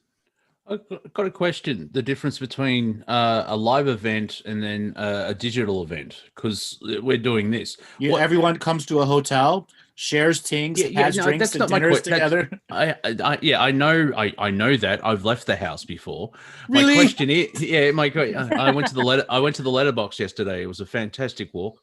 What is the energy difference, if I can simplify it that way? Because when you're at a live event, you get the full energy experience. Like, I know everyone here would like to be in a room with us on stage, and you get that energy exchange. When you go digital, what's the percentage less? If you know, like, what's the difference between? It's tremendously less. You lose the human energetic contact. Yeah. Wow, they're in front of me, and the chemistry of everybody in the room. As a stand-up comedian, you just can't stand up in your empty room in your house and do comedy, can you? No, the cat doesn't really like it at all. So what? It's this is 10% compared to a live. Give me a number. 8%. Yeah. And that's what. And I can even say 2%, because there are sometimes the energies at the live events are so incredibly enthusiastic, fun, authentic, all of those things mixed into one. Yeah. And it just doesn't compare. I enjoy having shows with you. I enjoy interacting with the audience, but it's not the same as pointing to the guy in the first row and reading his name tag and going, "Bob, tell me something." Yeah. There is a lot of people that like Melbourne's one of the biggest cities in the world for live music, and the withdrawal that music fans are having, they're missing concerts, and it's I don't think it's an addiction. It's just the massive withdrawal of being in a room with 500 people while 5 or 6 people are performing and being creative, and is that energy exchange. It's not the same when bands are doing it's a makeup option where you see bands perform and stream, and it's like, oh cool, I saw that, but it's just not the same. It's just not the same, right? You don't have your friends to the left and right of you smoking a joint, dancing, and there's no mosh pit if you're like that kind of stuff. Yep. It's just not there. The community sense is gone. Yes, yeah. Okay. So another 2 years. Okay, I think we can get through. Well, late 2023 is when they'll begin to ramp it down. Wow. Right. So now the thing is, we're going to be ending the first quarter here pretty soon. And the amount of and I call this the tsunami of bankruptcies and foreclosures is coming. In a tsunami, the ocean pulls out. The ocean's pulling out before the first, second, and third wave of foreclosures and bankruptcies hit, to the point there will not be a bankruptcy court date for 6 years in a row. That's how bad it is. And there's over 3,500 bankruptcy courts in the United States. Okay? So to clarify, we came to Earth for this moment in time because it's fun? No, that's part of the economic and spiritual warfare. I know. I'm just beat you down. But in that beat down, I can survive. I will thrive. I will not let it take me over. I can regenerate my soul through self-healing, self-nurturing, self-discovery, and all those other self-mastery processes. And I think that's kind of why people feel a bit wobbly, is like you had 2020 where they didn't have 40 hours a week distraction. And so a lot of people, found yourself, or they did YouTube degrees, and I think I'll just look at this documentary that I've been putting off for a couple of years. And then they learn there's been an awakening in that respect.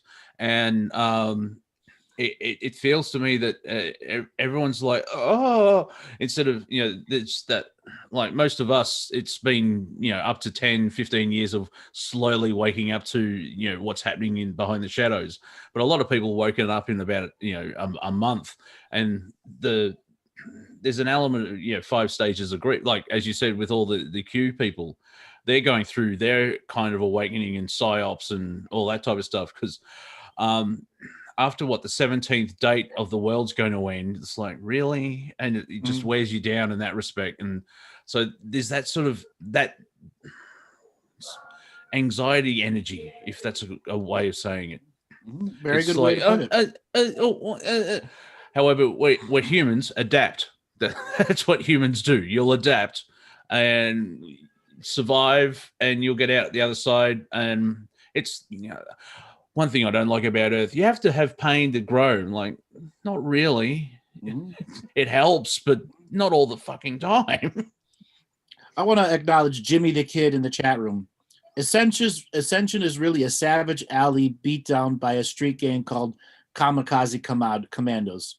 No, it's the Backstreet Boys that are beating you down with pop music. And synchronized dance moves. Okay? Yeah, and it sucks if you like death metal. They're like, oh, stop. Exactly. Hip thrust. just a jump to the left. Stop, please stop. Okay. And then there's the Pleiadian boy band called In Synchronicity. And they're a real band. How many members are there again? 50,000. Yeah, that's a very large stage.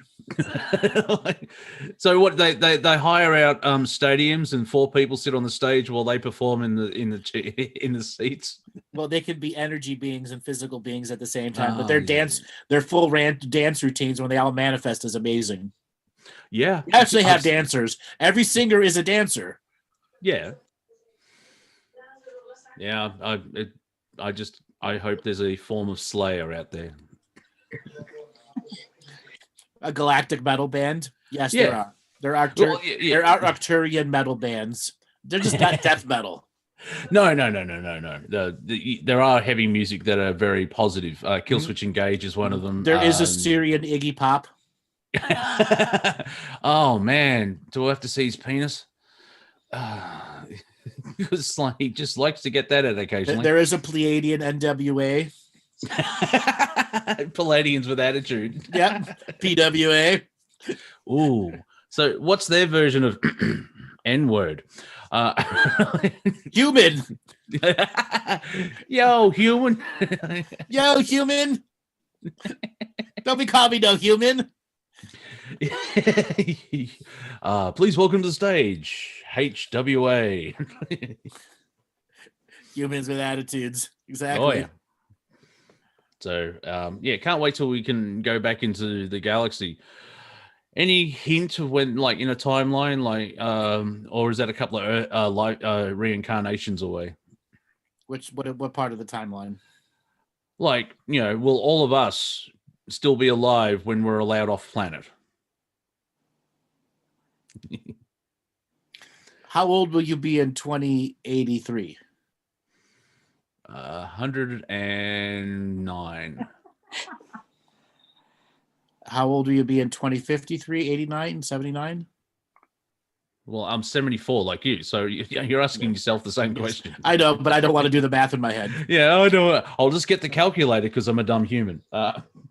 So what's 53? Well, 2053, there'll be significant changes here, and you won't recognize the world. 2093, it's more shit happens. Well, that's 30 years away. Yeah. Yeah. All right. We'll be in our right. 70. We'll be our 76. Okay? Yes, but but will we have the same food, medical, and consciousness vibration? No. Because as we expand, because what is the optimum age of a human? Like 25? Is that a good? You know what I mean? You could be 103, but if you've got the body of a 25-year-old. Well, for men it's 30 because that's when they finish all their growth. For women it's 30 when they finish the peak of their sexual growth, and men it's between 18 and 26. But as there are some men whose DNA doesn't evolve until they're 35 and 40, and that's because there's been radical DNA shifts and changes. Oh, well, that's still that works.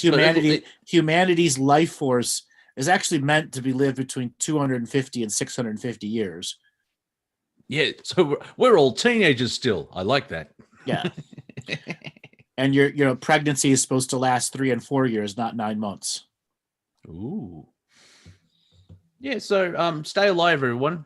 And that will happen because as you get older, we're changing because you would have heard 30s and 40s are the new 30s and the 30s are new 20s. Like I don't know. And the hundreds are the new 20s.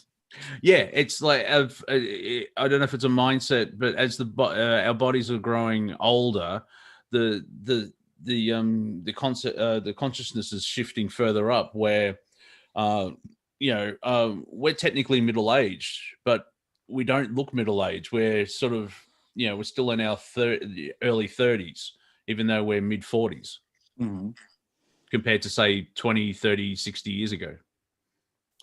Well, 60 years ago, people didn't live this long. Well, that's what I mean. Yeah. Back in the 1800s, 35 was old. Old. Yes. We are ancient ones. We're Methuselah now. All right, we're freaking Methuselahs compared to the 1800s. Okay? Yeah. We'll be grandparents if we were in the 1800s. Do you want to have kids? Maybe. Okay.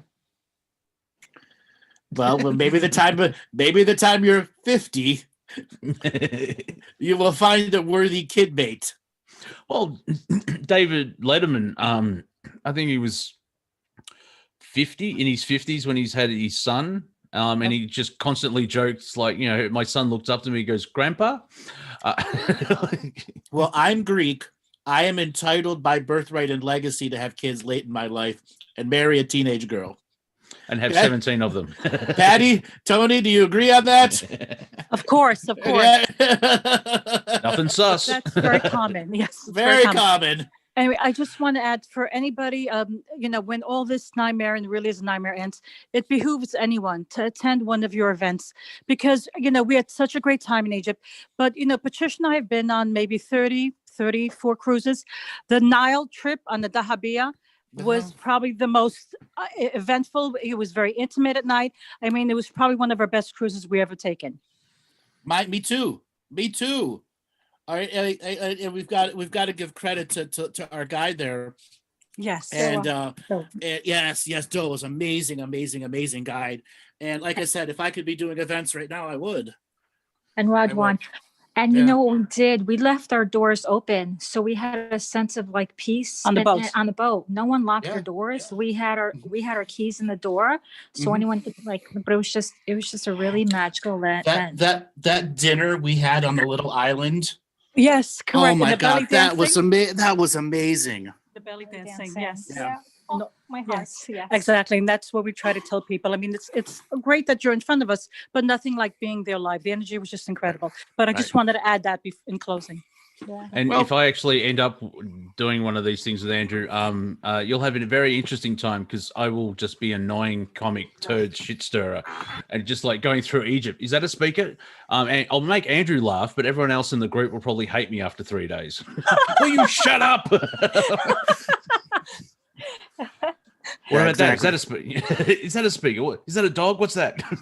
Yeah. Shut up. All right, Tony and Patty, thanks a lot for calling in. We're going to move on to the next caller. Thank you. Much love. Thank you. Much love. We'll Bye-bye. talk soon. Thank Bye-bye.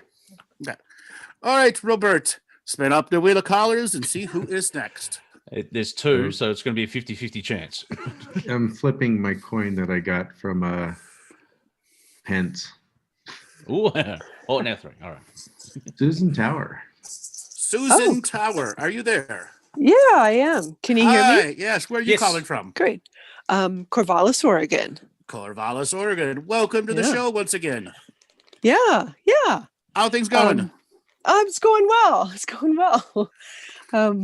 I got to say, I was a bit disappointed about the whole inauguration, but I'm adjusting. It did occur to me I'm in the first stage of grief, which is denial. Mind you, it was that boring. I'm in denial as well. Like, Yeah. really? I know. But I wanted to ask you, thanks for letting me come on. Also, they've got a bunch of questions, but what is your reflection on like the alignment with the Bolshevik revolution and the truth movement that they had there to find out the Operation rebels? Trust. Operation Yeah. Trust. Yes. Yeah. Okay. And the They pulled this in. Q- They pulled this Yeah. in 2012. I was around in 2012 and I saw what it did and how they redid it in 2013, 2012, 2013, 2014, and 2015. Then they broke everyone. Okay. And then the whole community fell apart and a whole bunch of new people came in. And that's when Q took over and they just ran another PSYOP. And I called it from day one, PSYOP. Mm-hmm. Yeah, there's a Well, TV you know show what? called. I actually is- remember. I'm sorry. I'm sorry to interrupt, but I have a question about the Q movement. I remember quite a while ago, I think when it first began, that you mentioned there was like one sentence where you were kind of speculating about what it was, and you said that it was potentially. You were clear that you weren't sure. The Q was benevolent AI. Benevolent AI. Benevolent AI. What Yeah. ended up happening is the movement itself got taken over by the Karens and the Kens. Oh. And as soon as that happened, no matter what was actually trying to go on positively, because you can hijack a PSYOP. That happens quite frequently. They just, the Karens and the Kens hijacked it. Okay. And then the Q stepped up his propaganda, radicalizing people. Mm-hmm. Okay? And once radicalization begins, it's very hard, if not impossible, to re-enter society without going through the 5 stages of grief over and over again. Oh, that's true. Well, I followed it at first. I thought it was fascinating and I was excited. I could understand like half of it, the Q stuff. But then after a while, I was like, I don't really care about following it anymore. But I still definitely follow the people who, are unraveling those Q, clues and such. But the thing is, the Qs were never researchers. There were researchers long before Q ever came out. And what Q PSYOP successfully did is discredited all the real researchers that proved that there were underground societies, secret societies, the Illuminati. That was all proven long before Q, and Q hijacked it and he made fake researchers. Yeah, and it's interesting the level they got to now, where like I found it fascinating, but I didn't connect to it on even last week. I sort of said, well, we'll wait and see. I mean, if everything they're putting forward happens, that's awesome. I don't see it happening though. But it got to the level. One example, apparently, and this does not make any sense at all, because the size and shape of Donald Trump and the size and shape of Joe Biden, and they're actually saying that they did like the movie Face Off, and they changed the faces of Trump and Biden. And it's like, well, they would have to shorten bones and he would lose weight, as well as, and this is the kicker, the operation was performed by Joseph Mengele, who would be 109 years old. That's how far Q-tards have gone. Yeah, and I think it's that element of like, there's a psyop, it gets taken over, and then you just let it run to not its logical end, just its completely illogical thing of like, sorry, I'm interrupting. Q will be the next flat Earth. Yeah. Well, come on, it's woken up a lot of people. It's not all. No, it didn't. It destroyed a lot of people. It destroyed a lot of people. It radicalized and destroyed a lot of people. Yeah, it depends, because like Andrew actually shared a Alex Jones video, which is completely 100%, where for a lie to work, it needs truth in it, and that's how you can draw in the energy of it. And so like Q used a lot of information and then twisted it and just made shit up. So it took sort of a basic reality of, there are a cabal, and some of them are pedophiles, some of them eat babies, maybe 4. But then they just like, and then totally made it up. It's like, how can I describe it? The Gulf of Tolkien, and then you end up where it's Star Wars. There's that jump. There's a massive jump of faith. Trust the plan. What's the plan? I can't tell you. Yeah, it's hard for me to follow movie references because I don't watch them too much, but I do see that there's been like a gap that's been, like a division, and it's just sort of gone off the deep end. I mean, I was one of the researchers long ago, like 15, 20, well, I don't know, 18 years ago. I was like, what the fuck is behind all this shit? Like, why doesn't anything good work? And I just started researching, and I found out, the Satanism, like that's the awful stuff behind it. And then I was like, how are people ever going to believe this? Because I started to share it. People are like, that's crazy.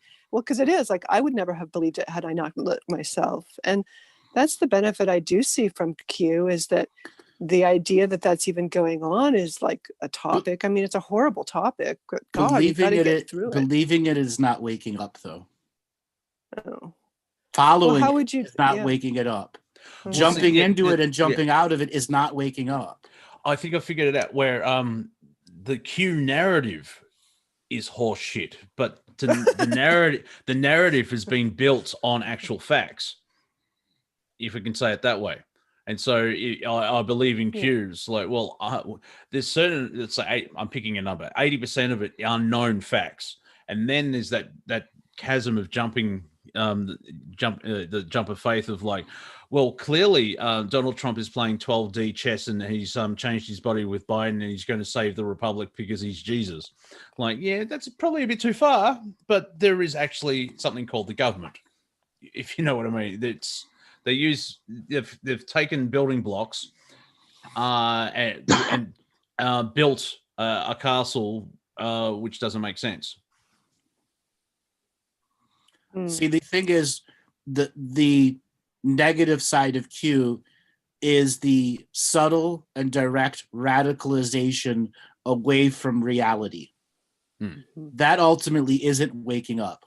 When one is rapidly changed from their old beliefs to their new beliefs with this radicalization process, you live in adrenal glands. You aren't waking up to the truth of natural living. You aren't waking up to the truth of the earth as a spirit and a being. You aren't waking up to the truth of the consciousness movement. You're living the adrenal gland life. That's not being awake. That's adrenal gland chemical living, which is still in the system.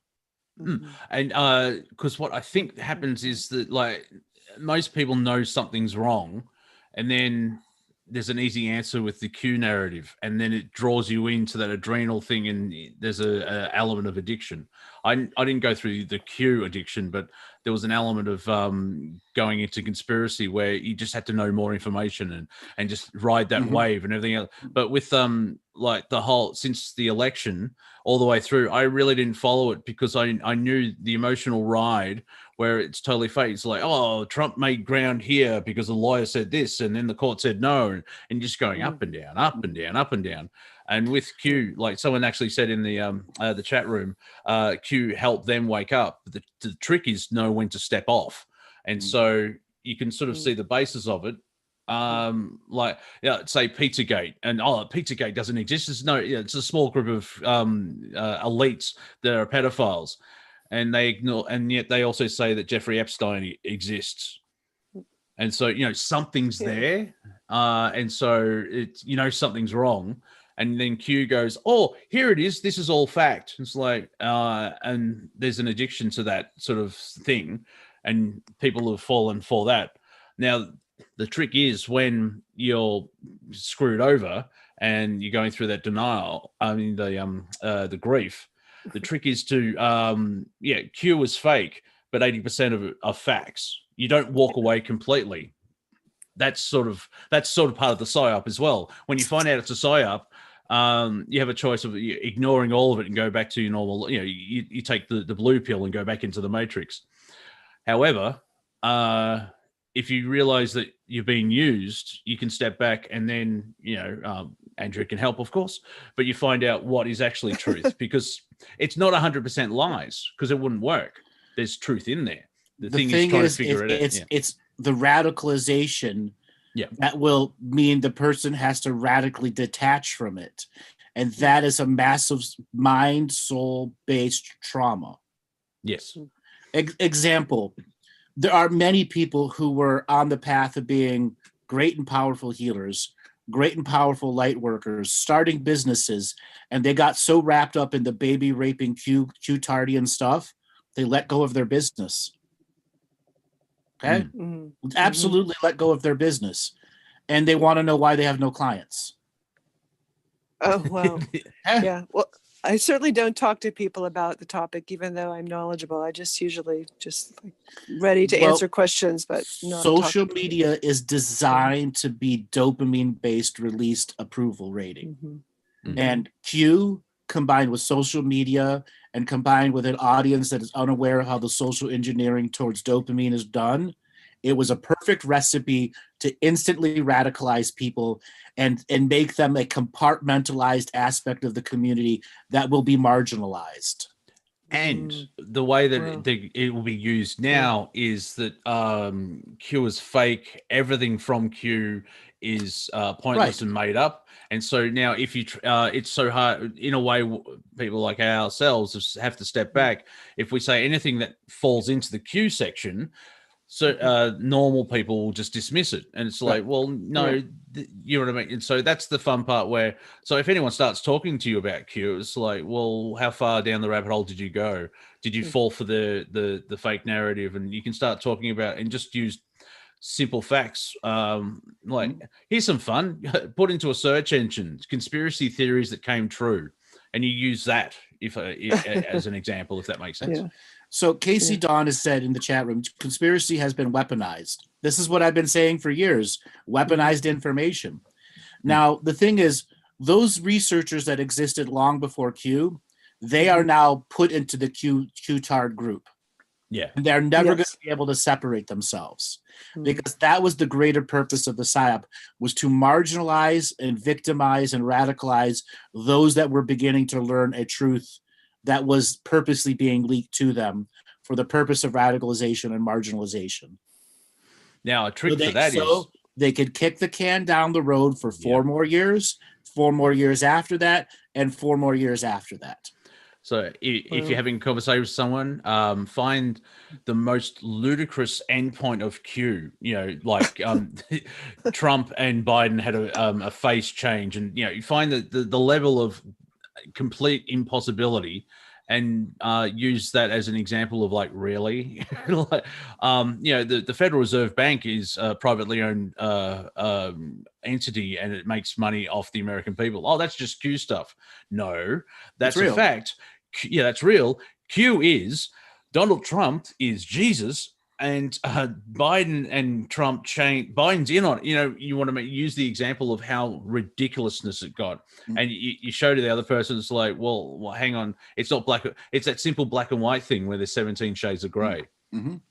See, the thing is, the Q-tards got so dumb the last 6 months and so aggressive that they were going to win the last 6 months that they had got as bad as flat earthers.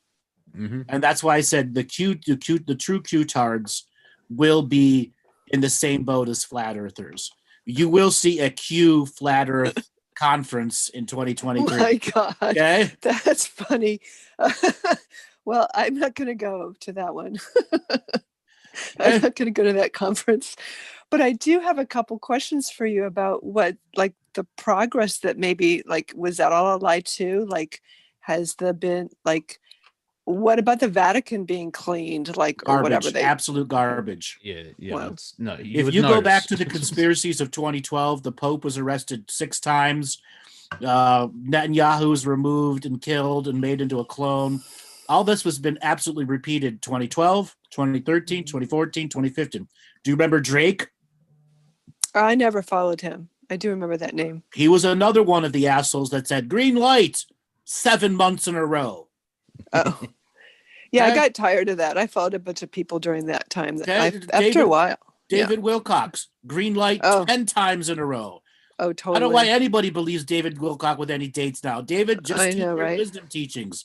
Stop. It's embarrassing. Dates. All right. It's embarrassing. Huh?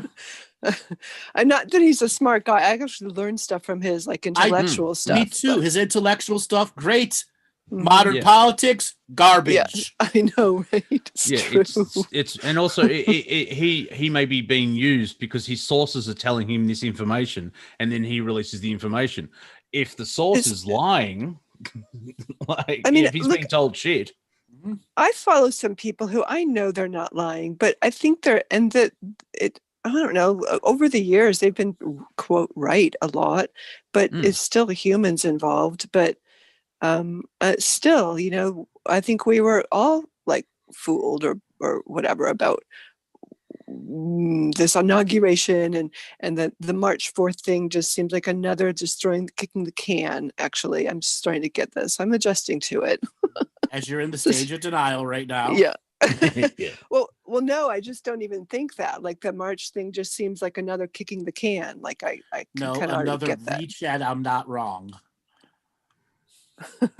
Yeah, That's all that it is. Yeah, Yeah, it's yeah. a reach that I'm not wrong. It's not the controllers of the psyop. It's the people that are in the psyop. It's like they can't accept that it happened, and so, like, no, it's in March 4th, and everyone's going to arrest it, and it's pure hopium, high grade level hopium, where that's what we want. As I said earlier, where if it happens, awesome, that's cool. It won't, and a lot of people, it's going to be that you come off a sugar high and you crash. Well, I actually have some questions, and, like, truly, like, I mean, it's kind of chilling. Like, speaking of adrenaline, like you were talking about earlier, like being attached to finding out about all this stuff. Like, I don't really, Trump is a clear narcissist. I don't necessarily like him at all, and I've been just appalled at some of the things he's said.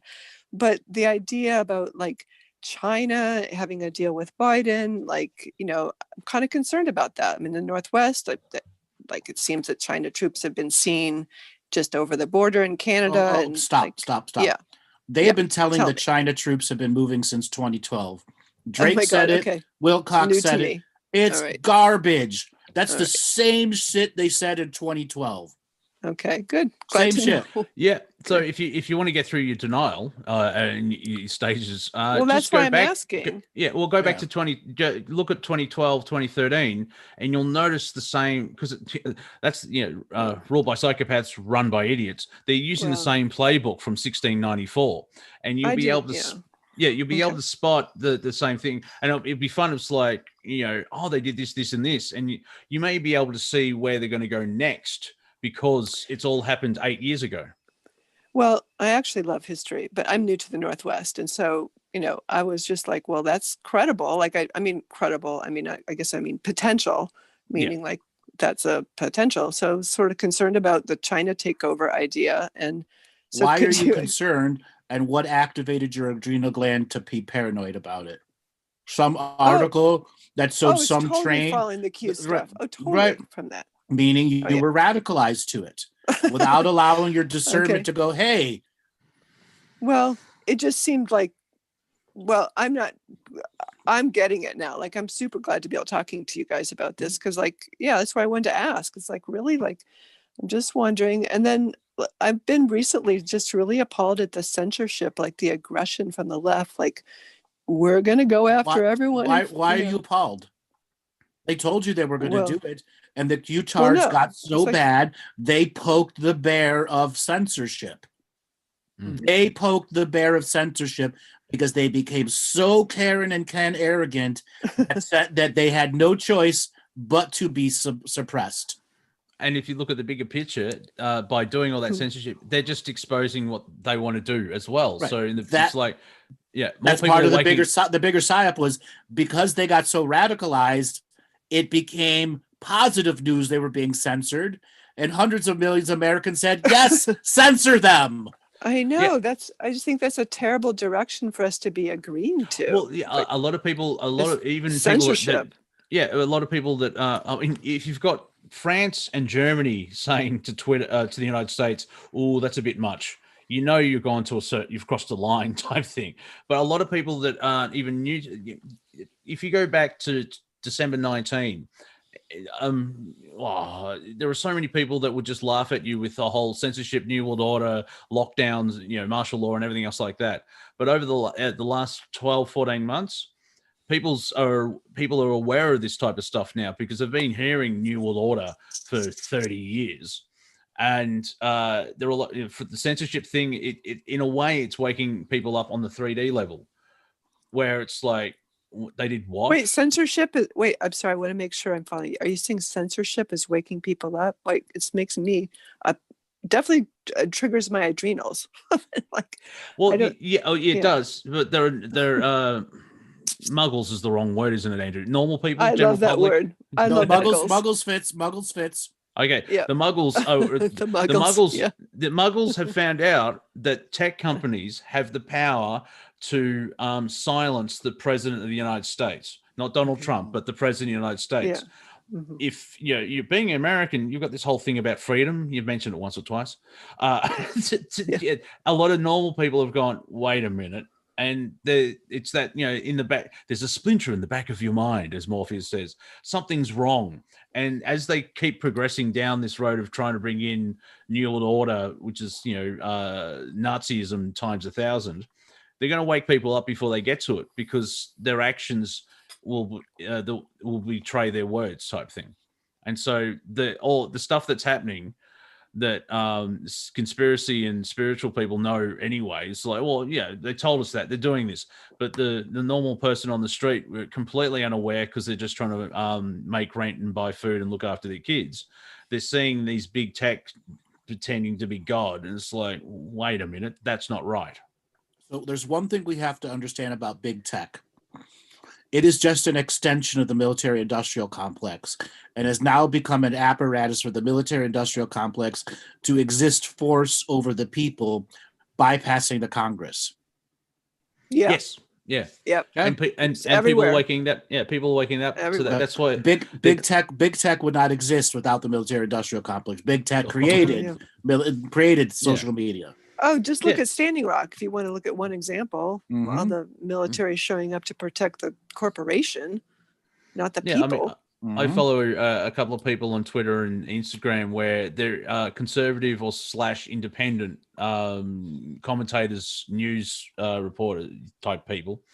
And I think there's a slow realization of the conspiracy theorists are kind of right with certain things, because something that was said 5 years ago, well, they wouldn't do that. That's totally ridiculous. I mean, really, do you think that would happen?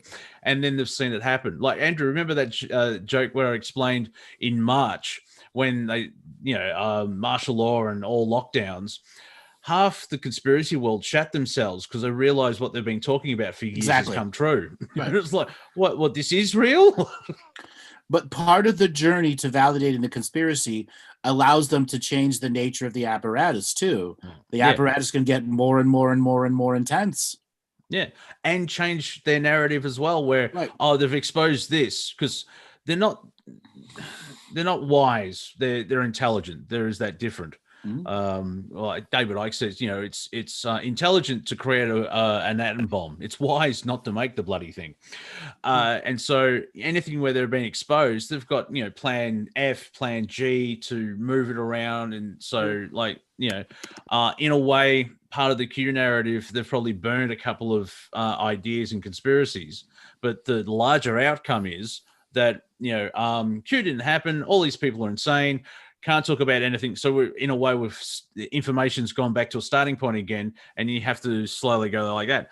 At the same time, you have big tech and censorship. First they came for Alex Jones. Well, we said something, but that whole thing. The whole Alex Jones thing is funny, where it's like the big tech companies want to silence you. So what do the big tech companies do? They silenced him by proving the conspiracy right. It's that level of silliness. I want to interject on Alex Jones. He was I'm gonna break a little bit of my rules. Alex Jones created his own psyop with his knowingly or unknowingly. Unknowingly, he used the psyop military intelligence rules and created an empire before the psyop people went, oh shit, he's using all the shit against us. And then they censored him because his next phase would have made him mainstream. Oh, yeah. Also, is he Bill Hicks or not? Because no, he's not Bill Hicks. All right, thank you. Not Bill Hicks. It's like now when they censored him, he agreed to be censored because he had the capacity to sue at every level and beat YouTube, beat Facebook, and beat all of them.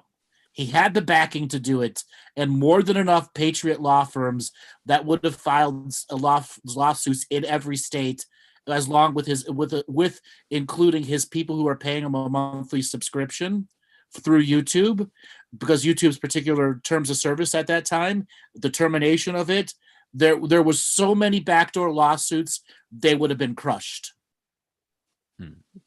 He always seemed like paid opposition to me. No, he's competition to the opposition. Okay. And a lot of times your competition to the opposition gets paid. But he has always been competition to the media. The thing is, Alex Jones accepted censorship because it made him a living legend. Yes. Yeah. Okay. And that, he used to, basically the idea is he would show documents and articles. He would actually have physical proof of the facts being put forward. Now, some of those facts could be completely made up. However, that's got to do with, say, the LA Times that printed the stuff. And so Alex, I don't know if he wavers from it now, but it used to be he could prove everything for the mainstream audience. And he still can. Yeah. He still can prove it. Yeah. So that's the thing. It's just when he starts to game things out, and in a way he sort of plays a character, but even every stand-up comedian has a character or an act. That's why it's called an act. They're not 100% truthful on stage. They're probably, say, 78, but they're still putting on a sort of comic mask. It may be clear, but you know what I mean? It's not, 100% them. That's why it's called an act, basically. Right. The character Alex Jones, yes, was the psyop that he created with psychological warfare rules behind it, but it wasn't from day one. It's realized when he got actual traction after he visited the Night of Owls and the whole Illuminati background stuff. That is when he said, I'm at a unique point where if I use the psyop rules to my advantage, they'll never see it coming. And he did, and grew an empire, and now he's a living legend. Bohemian Grove. Thanks, Dave. Yeah. And also, to empathize a little bit with him, if he's been fighting the globalists for 15 years and this opportunity comes forward, well, I think this is a great idea. Let's do this. It's like I've learned how to do Alex Jones now. He just sounds like I've eaten a bucket of gravel. I can't fault him. I'm not saying I would do the same thing, and if he was 100% correct, but it's easy for him. It's a probability, difference between a possibility and a probability. It's probable that he decided to do that because he could make traction and try and get the info out there, and obviously and not radicalize people. Yeah. Okay. And because he doesn't want to be worshipped. He's been saying lately, I don't know if it's part of the act or whatever's going on, he wants to retire. He's been doing it for 27 years. I can understand that, where he probably wants to have a day off. Sure, but the thing is, he doesn't have anyone that could even potentially take his place. Yeah, and he doesn't want to be the focal. Right, and he's tried grooming many people. Yeah, and he actually has started, say, in the last 5-10 years, pointing out other people as well, because he just doesn't want to be the focal point. And that's that sort of Messiah complex where, that's part of the Q thing of like, Trump's going to save you. Really? Like, he's trying to help. However, that's not how, we aren't living in a basic Hollywood story with the hero's journey. You're in your own story. You are the hero of the journey. You don't, that's why I'm not really a big fan of Christianity. I like the ideas of Christianity, but when it's the whole thing of he's my Lord and I'm scared of him, like, I don't think Jesus, that's what he said. Yeah, and it didn't say eat my flesh.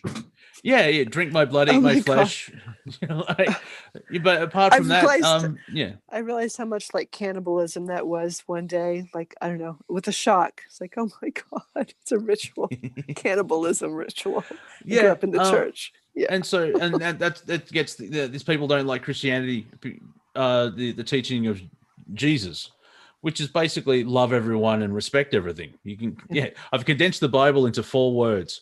But the thing is, the church is what makes people really upset because of what they do, and they want control and everything else. Like, I do find it funny because I'm a heavy metal guy, and in the metal, it's like, there's all these bands who pretend to be Satanists, and it's like, really? And all they're doing is they're just rejecting the Church of Christ, which has 30,000 different versions of it. And it's just a small, in spirituality, Christianity is very small. The ideas are very big because, be nice. Yeah, that's a good idea. Also the Abrahamic religions, it's, 3 different religions, but it's the same God, and they're fighting each other. I don't think, I don't think God's sitting there going, "Oh, this is working out well." You're supposed to love each other. And it's a tiny religion compared to everything else. Yeah, Hinduism, and Taoism, Buddhists. Buddhists. Even state religion of China is bigger than Christianity. And it's kind of weird too. The Christians seem to be a target in the culture war as well. But the thing because of the secret societies. Yeah. Yeah. Hey, Andrew, I just a little bit off topic, but I want to make sure to ask you about, do you see the vaccines being another adrenaline topic, the vaccines being, enforced to take them? I'm not going to take one. And I'm a little concerned. This is what I'll say. If I have to have a vaccine to travel and do my business, I'll take it, but I won't take the first or second generation of it. I won't take the warp speed 9-month vaccine. Okay. Also, 5G was a radicalization topic, and vaccinations was a radicalization topic. Everything that's wrong with vaccines right now can be fixed with understanding that the dose that they give to an adult human and the dose that they give to the baby is the same size. And you're getting 22 vaccinations by the time you're 2. And all they needed to is extend those out, and there'll be no problems with the vaccinations. Every vaccination has a certain percentage of people who are going to react negatively to it. And it's because the dosing size never changes. It's because that would mean they'd have to make multiple age doses, which is not profitable. Yeah. If you look at vaccines now compared to the 80s, in the 80s, it was this strange thing about health. Now it's about money. Right. So Well, I mean, everything about vaccines, the majority of the stuff about vaccines is absolute fear porn. But I mean, yeah, I think there's a lot. I know a lot of moms who had their kids vaccinated, and they will say that their kids started to shut Because down, they were given that day. they were given an adult dose at a Yeah. time when the baby, they didn't do blood work on the baby. That's Yeah, the other thing. They never do blood work on a kid before you give them a dose. Yeah, and that's where SIDS comes from. They Right. they don't realize Exactly. I didn't they're, vaccinate my kid. I yeah. didn't vaccinate my kid 30 years ago because I saw enough evidence that it was enough to question. I'm just a big questioner. Do you But know what the percentage of failure rated in vaccinations is? probably 80%. No, like 2.6. So What, if you failure? have 2.6, meaning 2.6 people have a negative reaction to it. Oh, negative reaction. I thought you meant Or failure die. to protect you. I thought it meant Well, failure no. to protect you. Well, from the well, vaccine. pretty much every vaccine only has a 50-50 chance of protecting you. Right. Okay. Yeah. And the flu vaccine has a 6% chance of helping you. And it says it right there on the Tamiflu and all those big major ones. The thing to understand is the medical community used hyper efficiency over actual medical practice. Yes. And instead of vaccinating a baby, you're supposed to do blood work on the baby and find where the hormonal levels are. Is the mother breastfeeding or not? A study that came out a long time ago, the significant amount of babies that were affected negatively by the vaccine is because they weren't being breastfed. Okay? And That's the element of interesting. the element of the psyop as well. This is my stance on vaccine. They look good on paper. Let's have higher safety standards, and I get called an anti-vaxxer because So- you're just put into that. It's like you're either for or against. It's that black and white, that opposition where it's like you question it like, is this vaccine safe? Shouldn't you know? I mean, my 6-year-old niece has more vaccines in her than I do. Right. Because being born in Such a 74. crime. Yeah, well, that's like they're just thinking of money and they're being efficient, but the human body doesn't do that. The immune system's being attacked because you're pumping how many vaccines by the age of 5 is it now? 22 vaccines by the time they're 18 months. It's ridiculous. Yeah. So what do you think the human body's going to do? It's freaking out. Right. Go, instead of going outside and eating dirt like the rest of us and letting the that immune was system. my plan. Yeah. A human my baby plan. as an infant still has mother's stem cells in it all the way up into 2 years. Oh, nice. Okay. Yeah.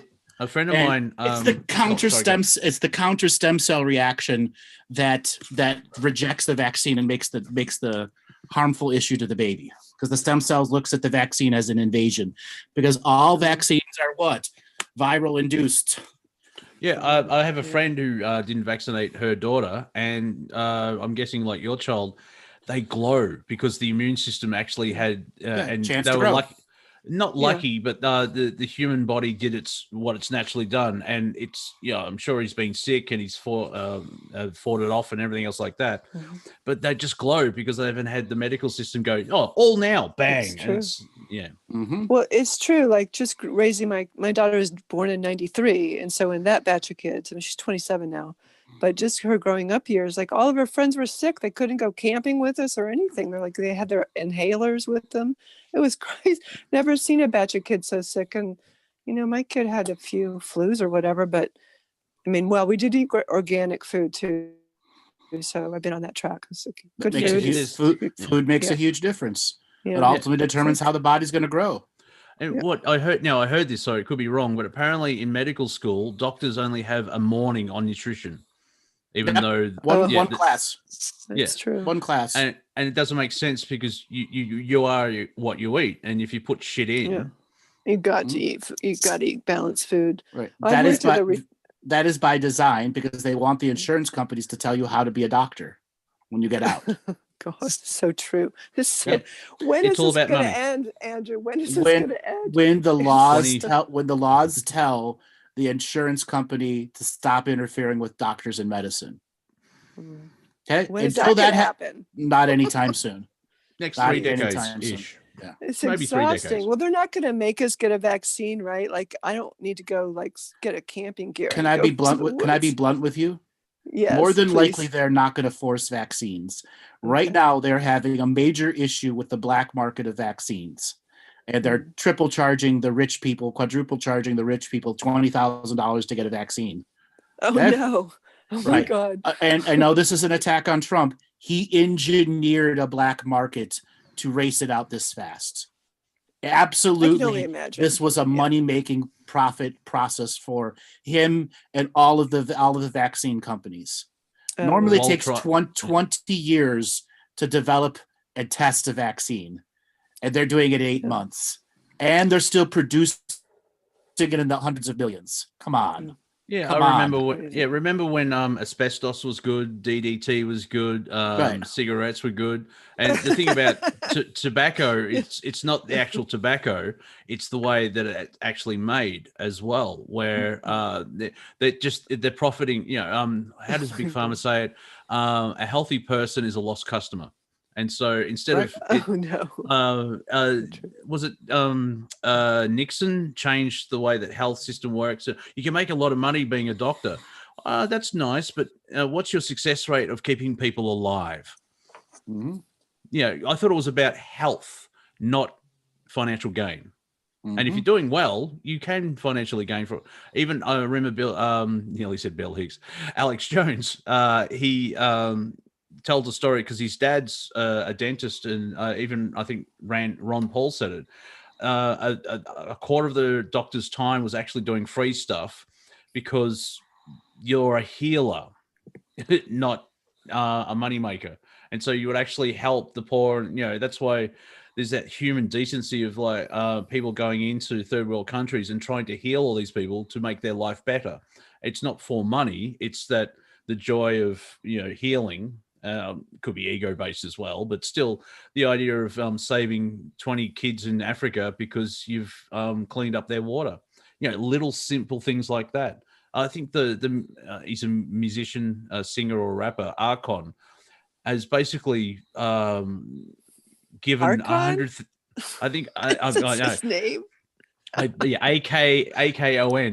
He spent some okay. of his money. He goes to Africa, I believe, and gives people solar panels, and gives people energy that way. I could be wrong, but that's the story I heard. That he see the other thing, when you have people doing the charity, the really good ones you don't hear about because it's not about their PR. It's about just helping people because, you know, if you've got over $50 million, why do you need more? That's why I find interesting about billion, unless it's greed and power. But you know, if I had $5 million, I'll be set for about 15 years. Like, you know what I mean? It's you can live. You don't need so much money. There's a nice level of money, and because of the way, you know, people still think $10,000 is a lot of money, only to people like me who gets welfare. But bankers are getting $400,000 bonuses a year. What are they doing with it? Buying Porsches and ripping off their clients. Yeah, but still, my point is, like, how many? $400,000. That's what, 10 Porsches? No, that's one. Okay, well, yeah. Like, seriously though, what about the awakening? Like, what about this? Like, people are awakening. The awakening has nothing to do with the global narrative, global politics, and global perception. The awakening is an individual experience. And the biggest lie the light worker community keeps propagating, it's a collective experience. It was never meant to be a collective. It's an individual awakening to your individual self, separate from the global narrative of distraction, which is there to keep you from awakening to the potentials of yourself. Yeah, and when everyone does that, it becomes a collective. Once everyone does that, it becomes a collective, and they've just jumped to the end. But you have to do it's an inside job, to quote 9/11. Go ahead. So the shit show. So the shit show is going to continue. Absolutely. Oh yeah. 100%. Like, we're not going to see the corporations become, like, I don't know, dissolved or something. No. The shit show will be a diarrhea show for a bit. The shit show will be liquid turds, hard turds. It'll be a variety of shapes, sizes, and structures. exploding God. fecal matter. Yeah.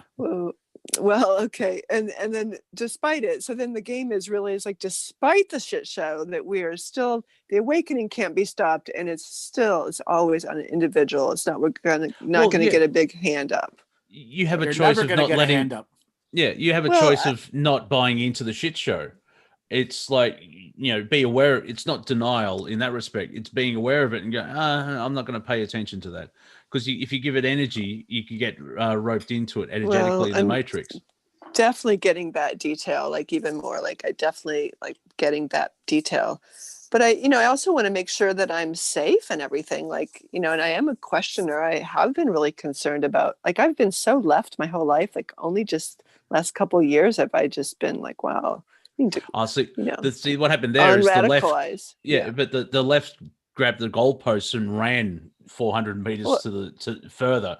A lot of people now are going centrist because the far left are insane, but left. They're crazy. I'm from being. I'm a constitutional. Being. I'd say I'm a constitutional. Yeah, being a nice person, do no harm. Like a lot of people that used to say they're left in the 20th century, and now they've been put into the center because we haven't changed. The parameters have moved because they've gone the far left in extremism. And if it's it's two wings of the same bird, who's controlling the wings? But as you get the extremism, it's like a horseshoe. And extreme right, extreme left are basically the same thing, and they're nearly touching because they're fucking insane. Yeah, it's similar. It's true. So I got to ask too, like, has there been any progress on helping to save the children? Like, has there been any of it? Like, yeah. Well, how generalized do you want to say? Well, no, I mean, I followed every single thing about like, Trump is supposed. You got sucked into it. You got sucked into I'm asking another Andrew psyop. that. You got sucked into another psyop. I believe you. Okay. There has been child abuse rings long before this modern society. Oh, I know that. Romans in Samaria. The Romans and Sumerians industrialized it. Yeah. It was far worse then than it is now. I believe that. Well, what we're seeing now is that it's been hidden for so long. It's been exposed. It's coming out. I just want to make sure I get this question in. I'm sorry to be assertive with it, but I really want to know, like, has there been any progress in rescuing children during the years of Trump, the Trump years? I mean, we're totally told that. You were lied to. Well, there has been articles. Go ahead. More children were rescued under Bush 2 than any other president. Bush 2 liberated the children that were children rape rings. All the other ones just picked up where he left off. Yeah, that's you mean picked up. Wait, you mean picked up with being participants? Participants. The rest of the communities never participated until Bush 2 stepped up and said, "We're putting an end to this stuff." Bush 2? George W. Yeah, W. Yeah. Really? Yes. That feels like a conspiracy theory. Nope. You can go and truly check. You can go and truly check it, and you'll discover it's George W. Bush that did that. Yeah, because they report on stuff. Yeah, they report on stuff. But the thing is, they use any of it. Did Trump do any of it? There has been. Well, see, it's not just Trump. I know it's not just him, but this whole era. As the Trump era, you have seen reports. The media have reported on they've saved 147 kids in Austin or wherever. I followed all of that. There are and now what? But that's true. There's facts there. Now what's happened is the Q and the WAGO, whatever, they've gone. Oh, there's 18,000 kids under Melbourne and stuff. Yeah, they've taken that bit of kernel of truth. And then they've jumped into what is the deal about all the underground sites, Andrew? Could you comment about that? Like 99% of it is total psyop bullshit. Yeah. The 1%, there are underground bases, and there was a war to destroy underground bases. I talked about it in early 2014 and 2015. The bases that needed to be destroyed were destroyed. But they couldn't destroy the entire infrastructure of underground bases, or the world would have fallen. Yeah. And also, there are tunnels under Melbourne. They're not full of kids. Right. During the pandemic in New York, where 100,000 kids were saved from the tunnels of New York. Is that true? Did that No. happen? Where are they? Well, I'm asking Andrew. Yeah, but there Did would that be happen? evidence. No. Well, no, because you would see evidence of it. You would have Well, all that's these just kids it. We coming out. never saw evidence. Because Yeah, it that's didn't what I mean. happen. Yeah. Because Yeah, it it didn't didn't happen. happen. It's just one Wow. story that fed into the hopium, and for it to actually come true, there would be logical thing of like, well, New York would have seen tens of Right. thousands I of kids understand being what would have fed, happened and if it had come true. That's why I'm asking if it was true. I well, understand no, what would have there's happened. there's no evidence that it's true. I There's only evidence understand that. that. Okay, yeah, but there's I evidence. There's a story, but there's no logical follow on from the story of like, well, where are these kids now, and blah blah blah. Well, And, that's why I'm asking. It was a psyop. It was a psyop from the very beginning to get people radicalized. And if you really think how the Save the Children movement was radicalized so many people. It has. Okay? I mean, it's a radicalizing thing. Like if you think that you're part of like actually helping this horrible situation, it is. And so are you saying like no progress essentially was made in that topic? Under Trump, there were kids that were rescued, but those are the standard things that are done every year by the FBI, the ATF. Okay. The cartel, the drug cartels have rape rings and all that stuff, but that's been going on for centuries. Okay. So those are the normal busts that go on. Trump did not do anything different than any other presidents that have been around. And it's George W. Bush that has the biggest track record of actually rescuing children. That's crazy. That just means that it's probably had nothing compared. Like, and that's like, to me, then that sounds like Trump's done like 5% of what's been attributed to him, but we're all waiting for evidence. Less than 5%, maybe 1. What a fucked up thing. Well, the other thing is so fucked up. The numbers are probably like Trump probably got rid of, only did say 3% of what it's been attributed to him, but he could have cleaned up 50% of the actual kids that have been being locked away and everything else like that. Okay. But the numbers of the psyop though are blown it out by 400%. Obviously, or 4,000%. I'm just starting to get that. I'm kind of pissed about just getting it right now, so I'm being kind of assertive about this. Kind of pissing me off. So understandable.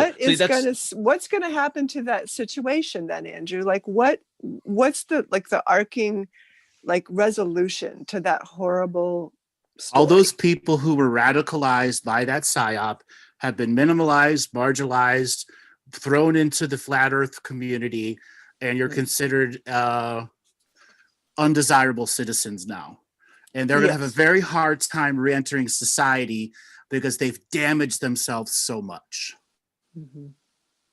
And the stigma of it. But as far as the people, okay, so that's the people who followed the topic. What about the actual topic of the children? I was asking about them, like the topic of like ending that, like onto this planet. You're not gonna stop a global industrial ring of slavery. Slavery didn't end in the Civil War. It got actually more incredible. Okay, slavery exists all over the world right now. It's a criminal commodity, and it has always been a criminal commodity. Yeah, that's sort of like you have to take down the apparatus of the global narrative for that. Well, I thought we're all getting, like, generally speaking, higher vibration, and truth is coming out, and this is what this is. We're facing the darkness. Individually, not as a collective. You must have an individual experience before a collective can come together. And there must be a groundswell of individuals who have their own experience before the collective can even come together. And the fun part of creation is as you do your inner work, your frequency changes, and you may actually jump out of this reality and go an inch to the left, and the world's better because you've risen your vibration. Because there's multiple sort of reality. It's very simple. Like I remember Andrew saying, like, because for a while there, past lives, it's not linear. Where I'm sure I'm existing on this planet 3 or 4 other times in different, it could be a girl in Somalia and a grandfather in Greece. It's to quote Doctor Who, reality is very wibbly wobbly. So right. it's where, because the logical mind tries to break everything down to make it simplified, it doesn't work that way.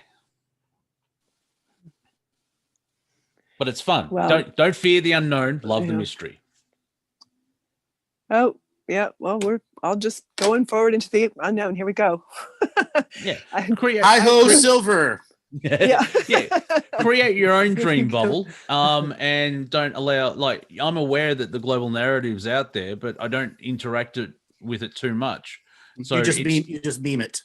Yeah, I meme the crap out of it because I'm there going poker, poker, poker. Yeah, it's fucking hell. Poker, poker, Well, poker. But it's definitely getting. it's a movie. Yeah, just to put this down, like I've just been following it too long. I did come to a point with other stuff. It's like, you know what, this isn't working for me. So this is helpful. All of this. I appreciate your insights, Andrew. Just to help to put this aside. I highly recommend you look into the 5 stages of grief and begin practicing. I'm going to. It already occurred to me to look it up yesterday. It's like, you know what? I think anger is the first stage. Yeah, denial, then anger. Yeah. But also have a break, because I've noticed, like, when I was in the information finding section of the conspiracy world, you're in the adrenal thing. You can't go on because it just saps your energy. You need to have a break and, for a week, ignore all this type of stuff. That's exactly what I'm getting, is that I have spent, my adrenals are pretty exhausted too. So it helps me to calm down, excuse me, helps me to calm down, to know that there's not, or the most likely thing is that we're not going to be forced vaccinated, because that's like, I'm not doing that shit. So good. And if we have to drive across the country for a while, I don't really, actually, you know what? I'm curious, Andrew, like I've read some articles, and now I'm going to question everything even more, but that the planes are doing this like super cleaning thing in between each, passenger group, that it seemed really kind of dangerous and toxic in itself. Like would you get on a plane if you were going to go somewhere? Yes. You would? Yes. Listen, you have been radicalized in such a way. You've been conspiratorialized, even cleaning. Well, and remember, you create your own reality. Right. But I'm just trying to be healthy and clean. Like I eat organic food because I know what's in that shit. Your perception of healthy and clean is still radicalized. And as you begin ratcheting down your radicalization, you'll realize how obsessive you were with your conspiratorial radicalization of your own ideologies. Oh, I totally am getting that. Like I really am. Like, this is a giant day. I'm just like a fulcrum day. Like, just I'm shifting here. But I'm still going to eat organic food, Yeah, absolutely. But you don't have to worry about the planes being cleaned. You don't need to conspiratorialize that. Listen, airplane companies are cheap motherfuckers.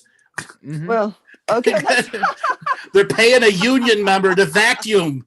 Okay, and spray some freaking bleach. Yeah, and if you think about it, you get on a plane, you're gonna spend 6 hours in the air in a fart tube, like cleaning it. You've got humans expelling crap. Well, that's just it. I don't worry about being sick. Maybe I should take COVID more seriously, but I do what I'm supposed to socially or whatever. But just be aware of it. You don't have to make it the focal point of your existence. Right. Yeah. Be aware of it. Don't be the focal point of your existence. By engaging it energetically that way, if you think you could get it, there's a probability that you could get it. But then, of course, it's a time traveling karma resolution thing as well. So hopefully, you've done the inner work. I'm counting on that for this lifetime, and I've spent 30 years keeping my body healthy. So, since I've been a young adult. And you're another 30 years hand and foot above everyone else. Yeah. And also, one thing, the way I describe it is, apart from people wearing masks, I can't see in my day-to-day life, a pandemic and all this shit is happening. I know it's happening outside of the world, but if I just focus on my house and going to the letterbox and going to the supermarket, it's just people wearing masks. And so it's like, it could be just cold and flu. If you sort of, live in your own dream bubble and be aware of what's happening, but don't try and search for it and get that high, you'll notice that you'll calm down. It's like, there is a pandemic, but I went to the grocery store and nothing happened. There's still bananas. There's still guavas. There's still all the shit on the shelves. Netflix is still on. So are they going to, what about the tracking? Like, that's kind of unnerving to me, the tracking Oh, that's of people. that's conspiratorial bullshit. You've been tracked since 1980 with satellites. Yeah. Okay. So I still, mean, okay, even it's just a 2000, thing. well, All right. 2005, 2006, everything's being logged. The thing is, no one's looking at it because there's 300 million people in the United States, and all that data is housed in a warehouse in Utah. Unless you do something, there's no reason for anyone to go look for it. Exactly.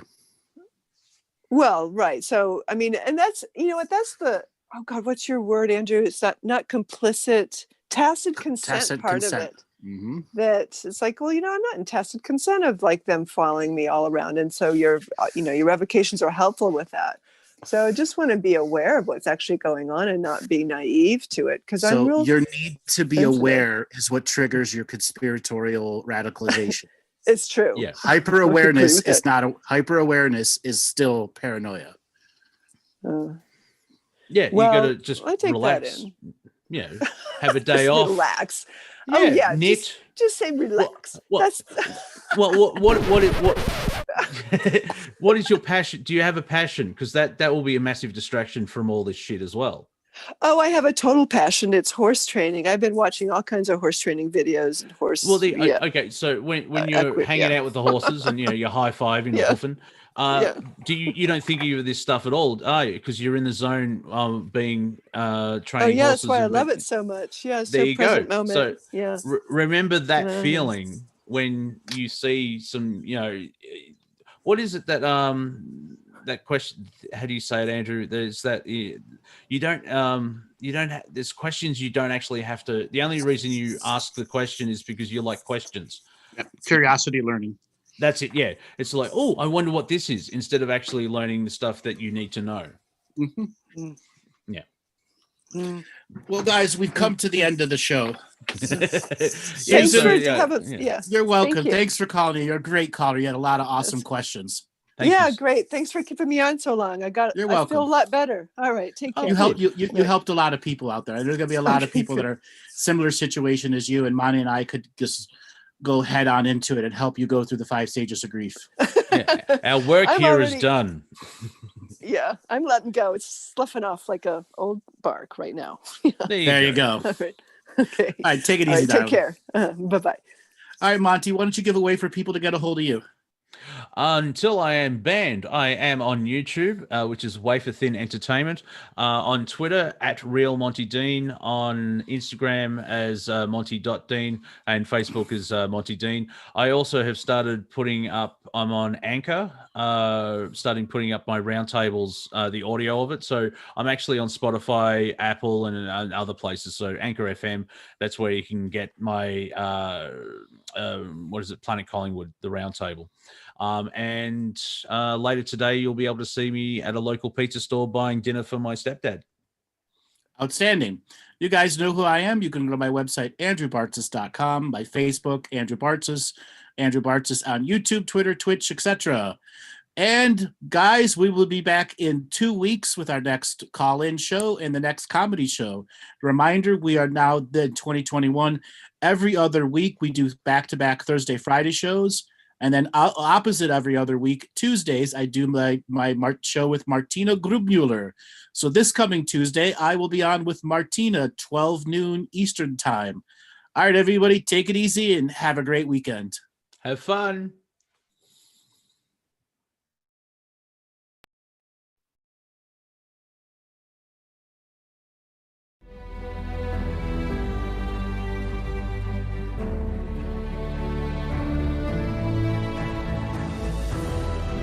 Each different bubble of reality is true.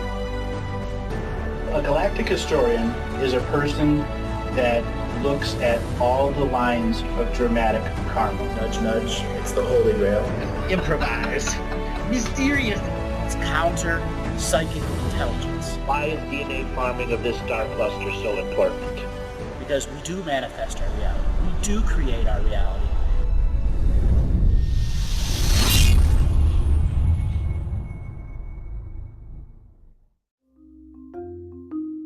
Hello, let's create, let's co-create, and let's change this world with love.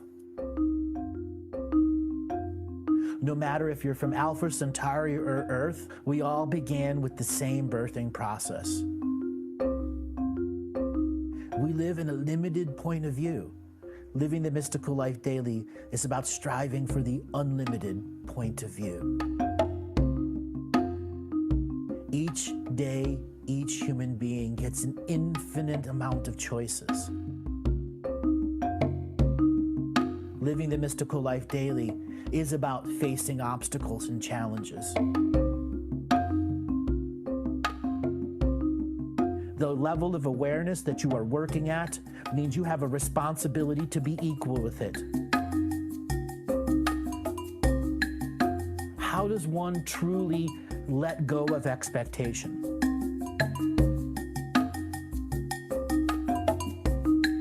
You can make the moment that you wake up to the moment you go to sleep sacred. The keys to success: choice, choice, choice, and choice.